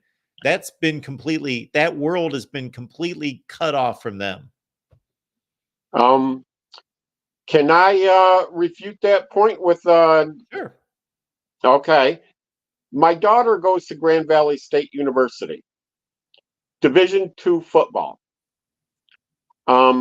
Their arch nemesis is Ferris State University. They're both here on the west coast of Michigan, west side of Michigan. I'm familiar. Okay. I have called both of their football games at times, playing Ashland University, actually, a long, long time ago. Go ahead, Keith. Oh, cool. Was Chip Kelly the coach of Grand Valley at the time? This might have even preceded Chip Kelly. Yeah. Okay. Remember, this was in the early to mid 90s. Oh, okay. Yeah. So, in fact, you go to my daughter's sorority room, her room in her sorority house. She up on her bulletin board, "I hate Ferris." It's just they have this game, and we went to 2 years ago. The Division II championship game was between Grand Valley State and Ferris, 1 versus 2, and Ferris had a Division I looking quarterback and kind of beat him in the end there, and but it was an exciting game. But my daughter is both a Ferris fan and a big Michigan fan as well. And being a young girl, she has a crush on J.J. McCarthy. And a lot of her friends are fans of Michigan or Michigan State as well as Ferris. So they're rooting for both at the same time. Okay. I think they watch both. Okay. You've just refuted my stance. However, with all due respect, Keith, I don't think you have in fact refuted it, because there's one huge difference among many. One big difference is that has always been their place in football. That has always been their athletic place as a Division II school with 2,500 people in the stands, with no national exposure. Nobody knows who they are, where they are, except for their local community and their alumni. That's who they are. That's what they are. If you take places like Utah, Kansas State, Oklahoma State, West Virginia's in the house here with Joey Foster. Sure. You take places like that are playing big-time college football, that have histories of going to Rose Bowls and Sugar Bowls and playing for conference championships and the whole deal, and you then cut them off and say, you are no longer playing big-time college football, you are disenfranchising just millions of people. Yeah. Does West Virginia any year believe they're going to be able to run to the national title?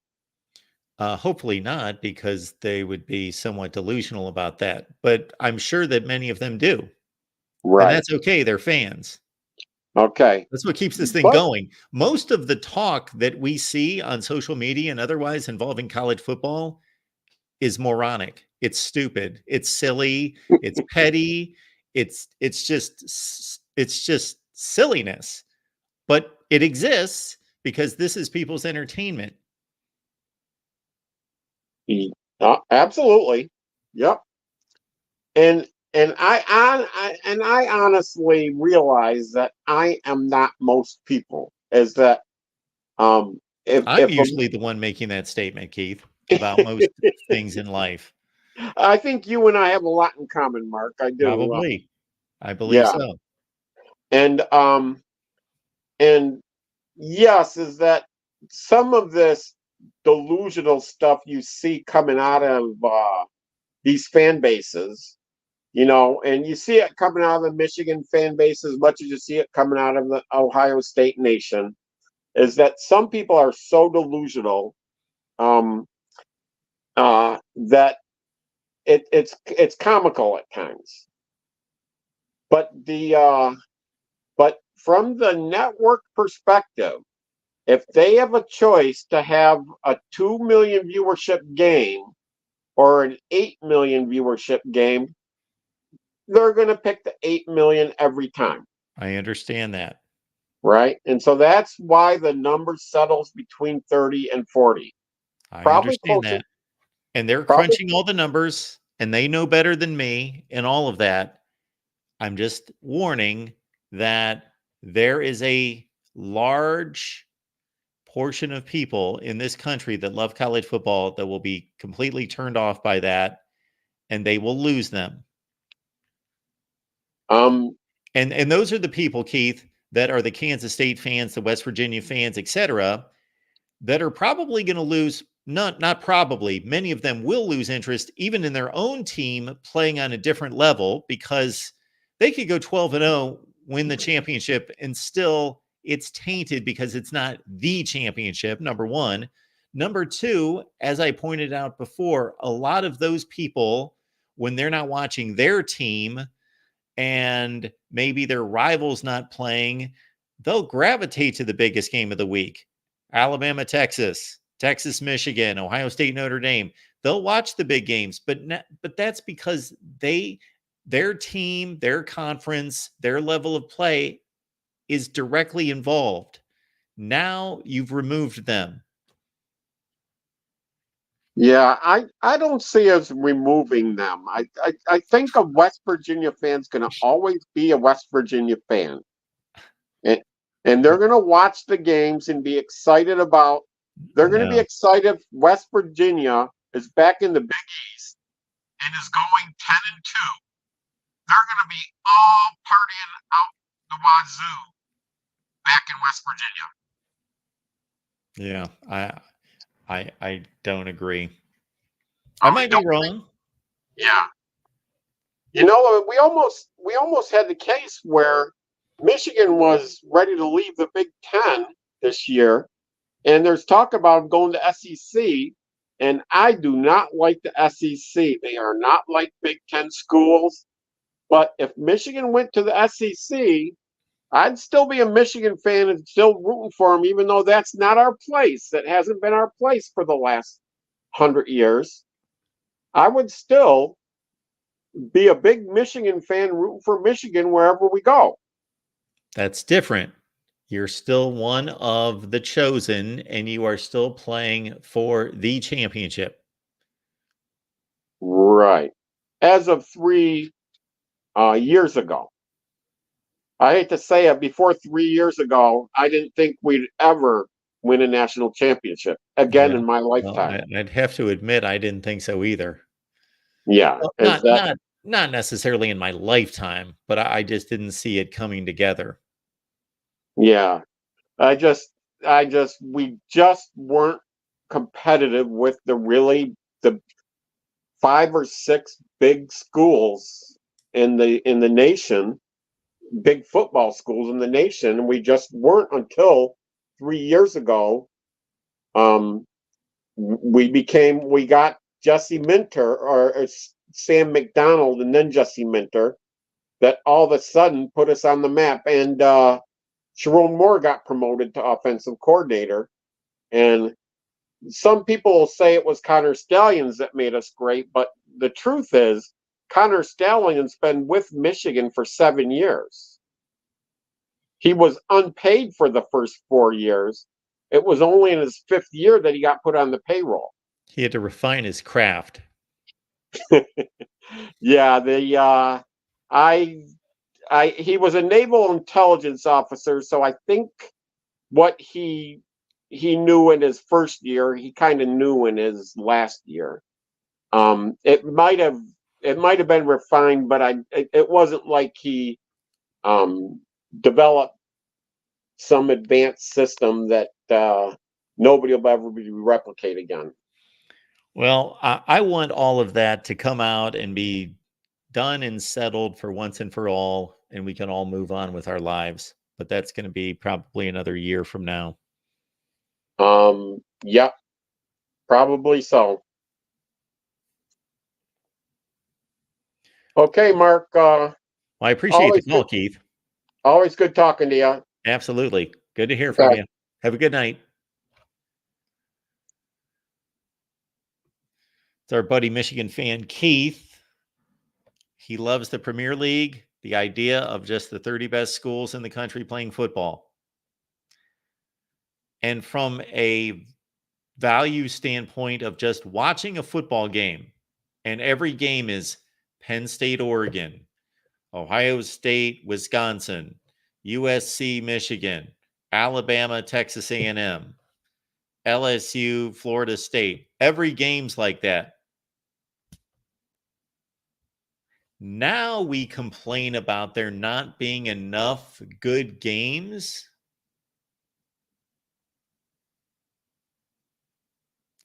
We may be complaining that it seems ridiculous. Could there be too many good games?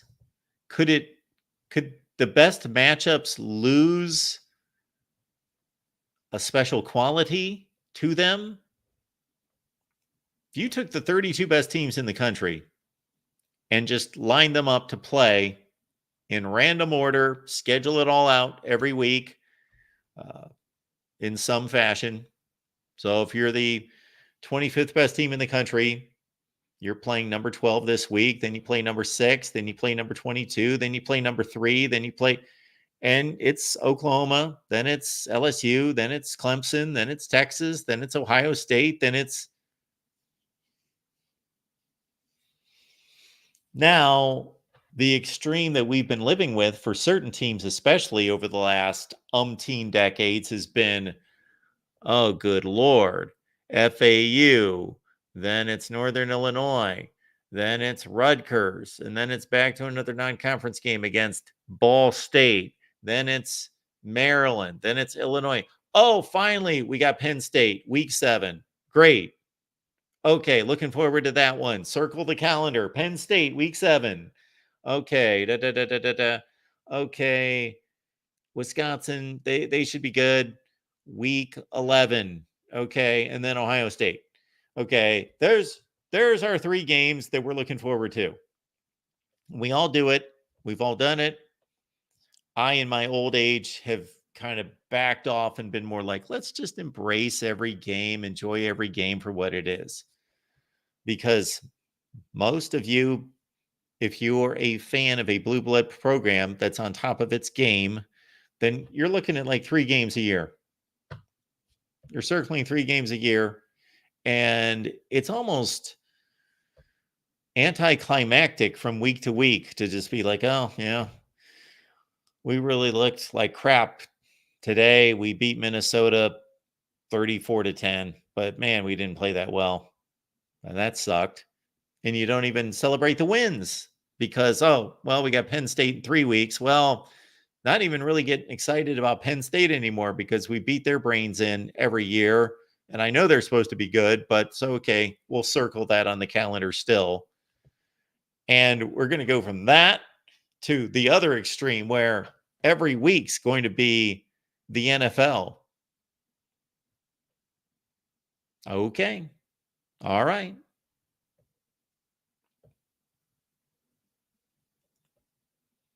I think from a value standpoint, somewhere in the middle is a good place to be. Somewhere in the middle where you're not butting heads with an NFL team every week, but you're also not having to wait until the first week in November to finally play somebody with a pulse. Something maybe something close to what we had with college football over the past 6 or 7 decades. And then with good non-conference scheduling, maybe that would be the answer. Maybe. That would be the best of both worlds. If anybody wants to hire me to devise the college football schedule, it would be fairly light work. I've already worked it out, already figured it out.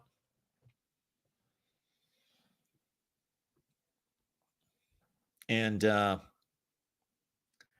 I guess the other things we're going to hit tonight, we could hit later because we talked about Joel Klatt's top 5 stadium atmospheres in the Big Ten, and that Nebraska should be considered. Also Iowa and Wisconsin. And I would take Seattle and Washington off the list. And then, of course, we went through the non-conference schedules in the Big Ten. So how many big games do we have in the Big Ten? We've got Michigan, Texas, colossal, huge. Really, I've got to credit the Pac-12 newbies, the new entries into the Big Ten. Oh, Erica, I apologize. Hopefully you're still here. Left a super chat. I'll get to it in just a second. So the new entries into the Big Ten, got to credit them. They have brought a USC LSU game. They have brought a USC Notre Dame game that is now has a Big Ten component to it. They have brought Oregon State, the Civil War. They have brought Washington State Apple Cup game. They've brought this Oregon Boise State game. UCLA plays LSU. 2 Big Ten games against LSU. When does anybody in the Big Ten ever play LSU? Well, Wisconsin did it once, twice. They played a quasi-NFL stadium, home and home, Lambeau Field and Reliant Stadium. But other than that, who in the Big Ten's played a non-conference game against LSU? I don't think that there's been one since Ohio State played LSU in 1987 and 88. Just these 2 Wisconsin games. Minnesota, no. Iowa, no. Illinois, no. Northwestern, no. Purdue, no. Michigan, no. Michigan and LSU have never played. Maryland, no. Rutgers, no. Indiana, no. Penn State, no. No. Nobody's played LSU. So the entries into the Big Ten from the Pac-12, I applaud them. They have brought a higher quality of non-conference scheduling approach. 2 games against LSU, Washington State, Oregon State, Notre Dame, Boise State. That like triples the output of the rest of the Big Ten in terms of non-conference scheduling. It's Texas,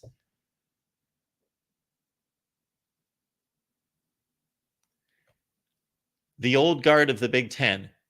Who is the second best team? Okay, Purdue's playing Notre Dame. After Texas and Notre Dame, who is the third best team the Big Ten is playing? Non-conference. Probably West Virginia. West Virginia or Iowa State.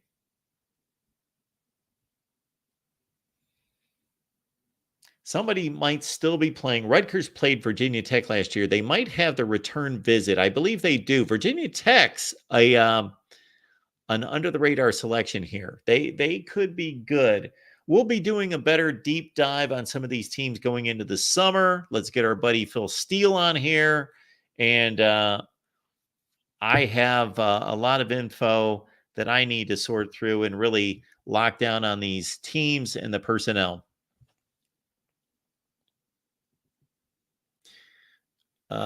Okay, so Erica. Yes, Iowa and LSU have played. I'm talking about a scheduled regular season game. That has not happened. Yes, they've played in bowl games. They played in the 2004 Capital One Bowl, and they played in the, what would that have been when LSU won 21-14 after the 2013 season? What was that? The Outback Bowl? Yeah, I understand that they've played. I'm not talking about bowl games. Those are out of everyone's control. Every conference is playing every conference in bowl games. Talking about scheduling games. So no one from the Big Ten has scheduled.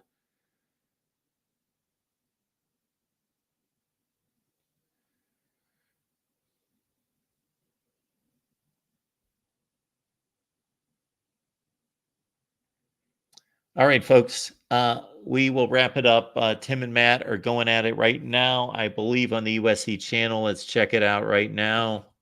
You know what? Let's give you a sneak preview here. Let's do that.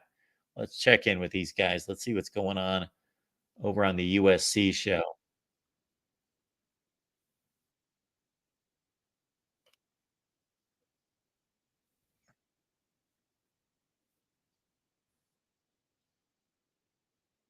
USC isn't on Big Noon Saturday, and it helps USC materially that the game is mid-afternoon in the East, and it's We call this a live lunchtime look-in in the West. So USC could actually benefit from that. So like it's good for USC, but it still does rate as a surprise, because I certainly thought Fox, after Fox wanted USC here. I got to get to the comment by Erica. And Michigan is the biggest road game to the other USC is going comment, to play all that, season long, and yet Fox passes that up. I- That was just a real shocker to me. Okay, so Erica states, Yeah, here, thank you so much yeah, for the it's super gonna- chat. It's much Go appreciated. ahead, It's gonna be interesting to see what I will and maybe go. I'm get some dinner excited now. about it.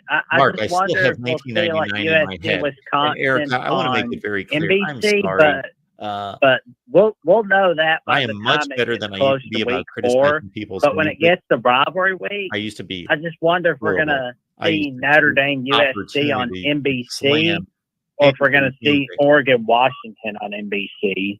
I try to be more. It's probably just going to be a matter of how they're playing, right? I mean, they pick, they're going to look for the team that's playing. But Matt, sorry, go ahead. 1999. Well, Jackson, because NBC still has a please Notre forgive me Dame contract, if, I think I you're going to offended see in any way. that game Iowa be got a quarterback NBC transfer every year. It's and a in wide South receiver Bend, transfer and this then I week. would say Yes, Fox they did. and Plus, CBS are going to split it Fitzgerald's son. when it's in Los Well, Angeles, Captain and Fitzgerald's son, yes, would probably go to last Fox 19, most years, but NBC will regularly get that game when it's in South there Bend by just 25 because of the years. contract. Class of 2025. Awesome as always, two. Jackson. Thank you so much for Lester, calling in. welcome I hope you call in next week. And and listen to the Jacksonian. Jackson, what's your latest episode of the I do Jacksonian? believe that. I think that he has shown Well, my next 2 enough, episodes are going to be with in the Matt Torres from Scoot with the Duck school's on 3. performance, And then I'm also going to with be his having one-stop in the Steve NFL. Hellwagon That from is Buttnut usually a positive, 247. too. So it's going to be an Signing exciting by the lineup NFL. next Oh, week. looks like Joey's going to prolong the show Nice. here. We're Nice. on for like. So make sure to check out Jackson on the minutes. Jacksonian, you guys, Joey, and what's we'll look going on forward to tonight? hearing from you next week, Jackson. No, I'm not prolonging it. You need to mute All that. right, y'all stay safe. Oh, stay they cool, can stay hear away from that they can't call. hear Well, me. Yeah, nobody can hear you. You need to mute that. All right, other guys, show I'm going to get you guys. Okay. We got the calls Yeah, stacking we'll up a kill little these bit. We guys. got Thanks, Joey. Yeah, I can hear you. Thanks, man.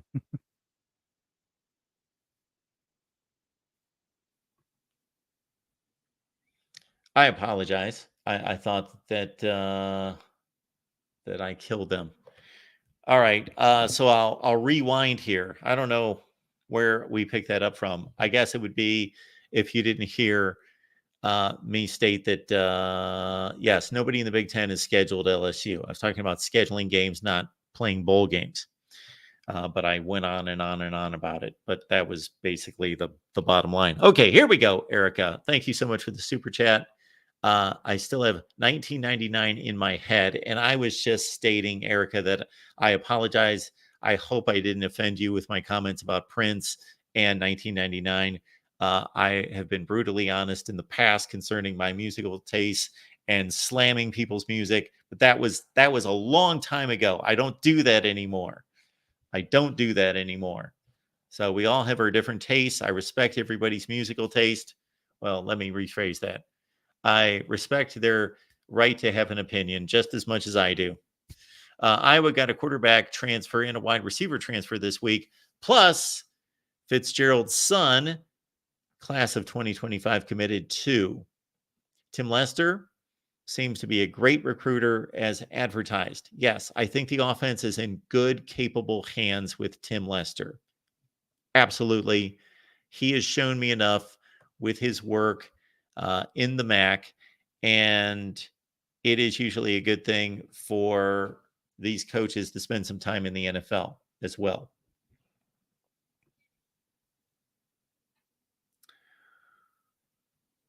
All right.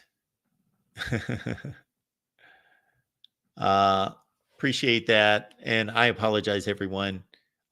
Maybe when I take the operational or the technical aspect, the production aspect of the show to a next level, then I take on more than I had bargained for or realized that I was taking on. It's been an accomplishment. I put together a bookcase that we use for the helmets. Put that together last night or the night before, I guess it was. So we put that together. We put together a TV stand. We got ourselves a 43-inch monitor that I was going to use. And one of the big delays was I couldn't get what I wanted on the screen. So I had to push that away. And we'll get there. We're still not using our camera. How can I do this? Still not that camera right there. Still not using that. It's just sitting there. But we will at some point. And you can see that my studio is a mess and will be for quite some time. You should see the rest of my house. Talk about a mess. Goodness gracious. We are in the midst of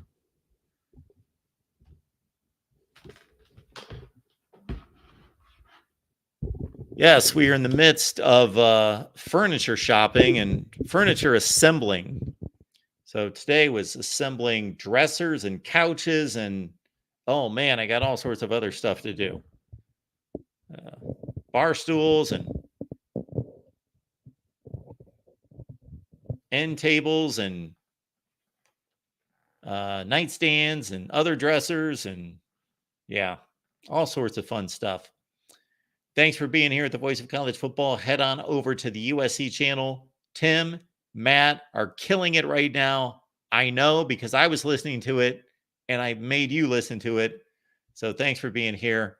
And next week, everyone, we are doing live streams with our all-time program rankings featured. So jump on, yell at me, criticize me. Hopefully some of the cowards that make the comments on the videos that I never hear from, it's never any of you that refuse to talk to me, refuse to call, just slam me and then take off. Hopefully some of them will call because they always get my invitation. I always say, call me. Just call me.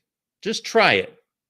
Just bring your hatred. Just bring, and I take the criticism. I don't mind the criticism.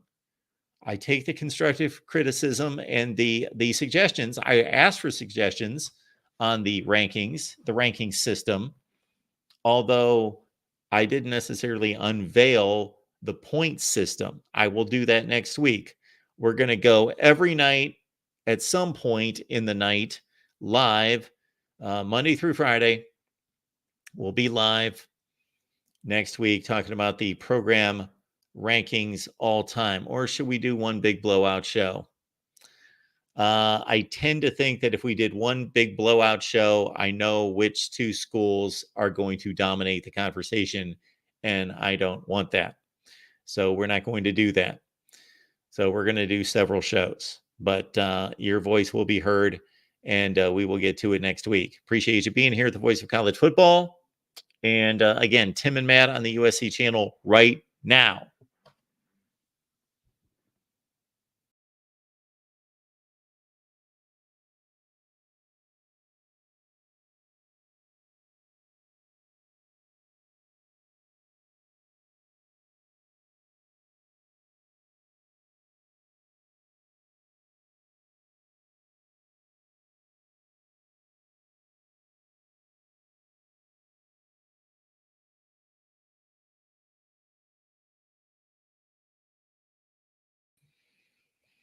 Rod Farva, you were not around to hear the discussion.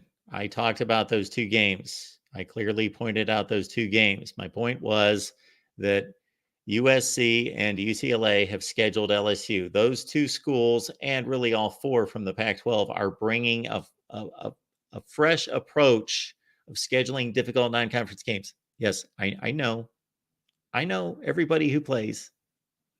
The encyclopedia hasn't been completely torched. It's alive and well. Yes, I could tell you the scores of those two games, 28-24 and 16-14. Yes, I cited those. I said, except for the Wisconsin LSU games at Lambeau and Reliance Stadium, nobody from the Big Ten has played LSU, went through the entire league. Yes, Ohio State would be the last, excluding those two games. Thanks to Rod Farva. See you next time.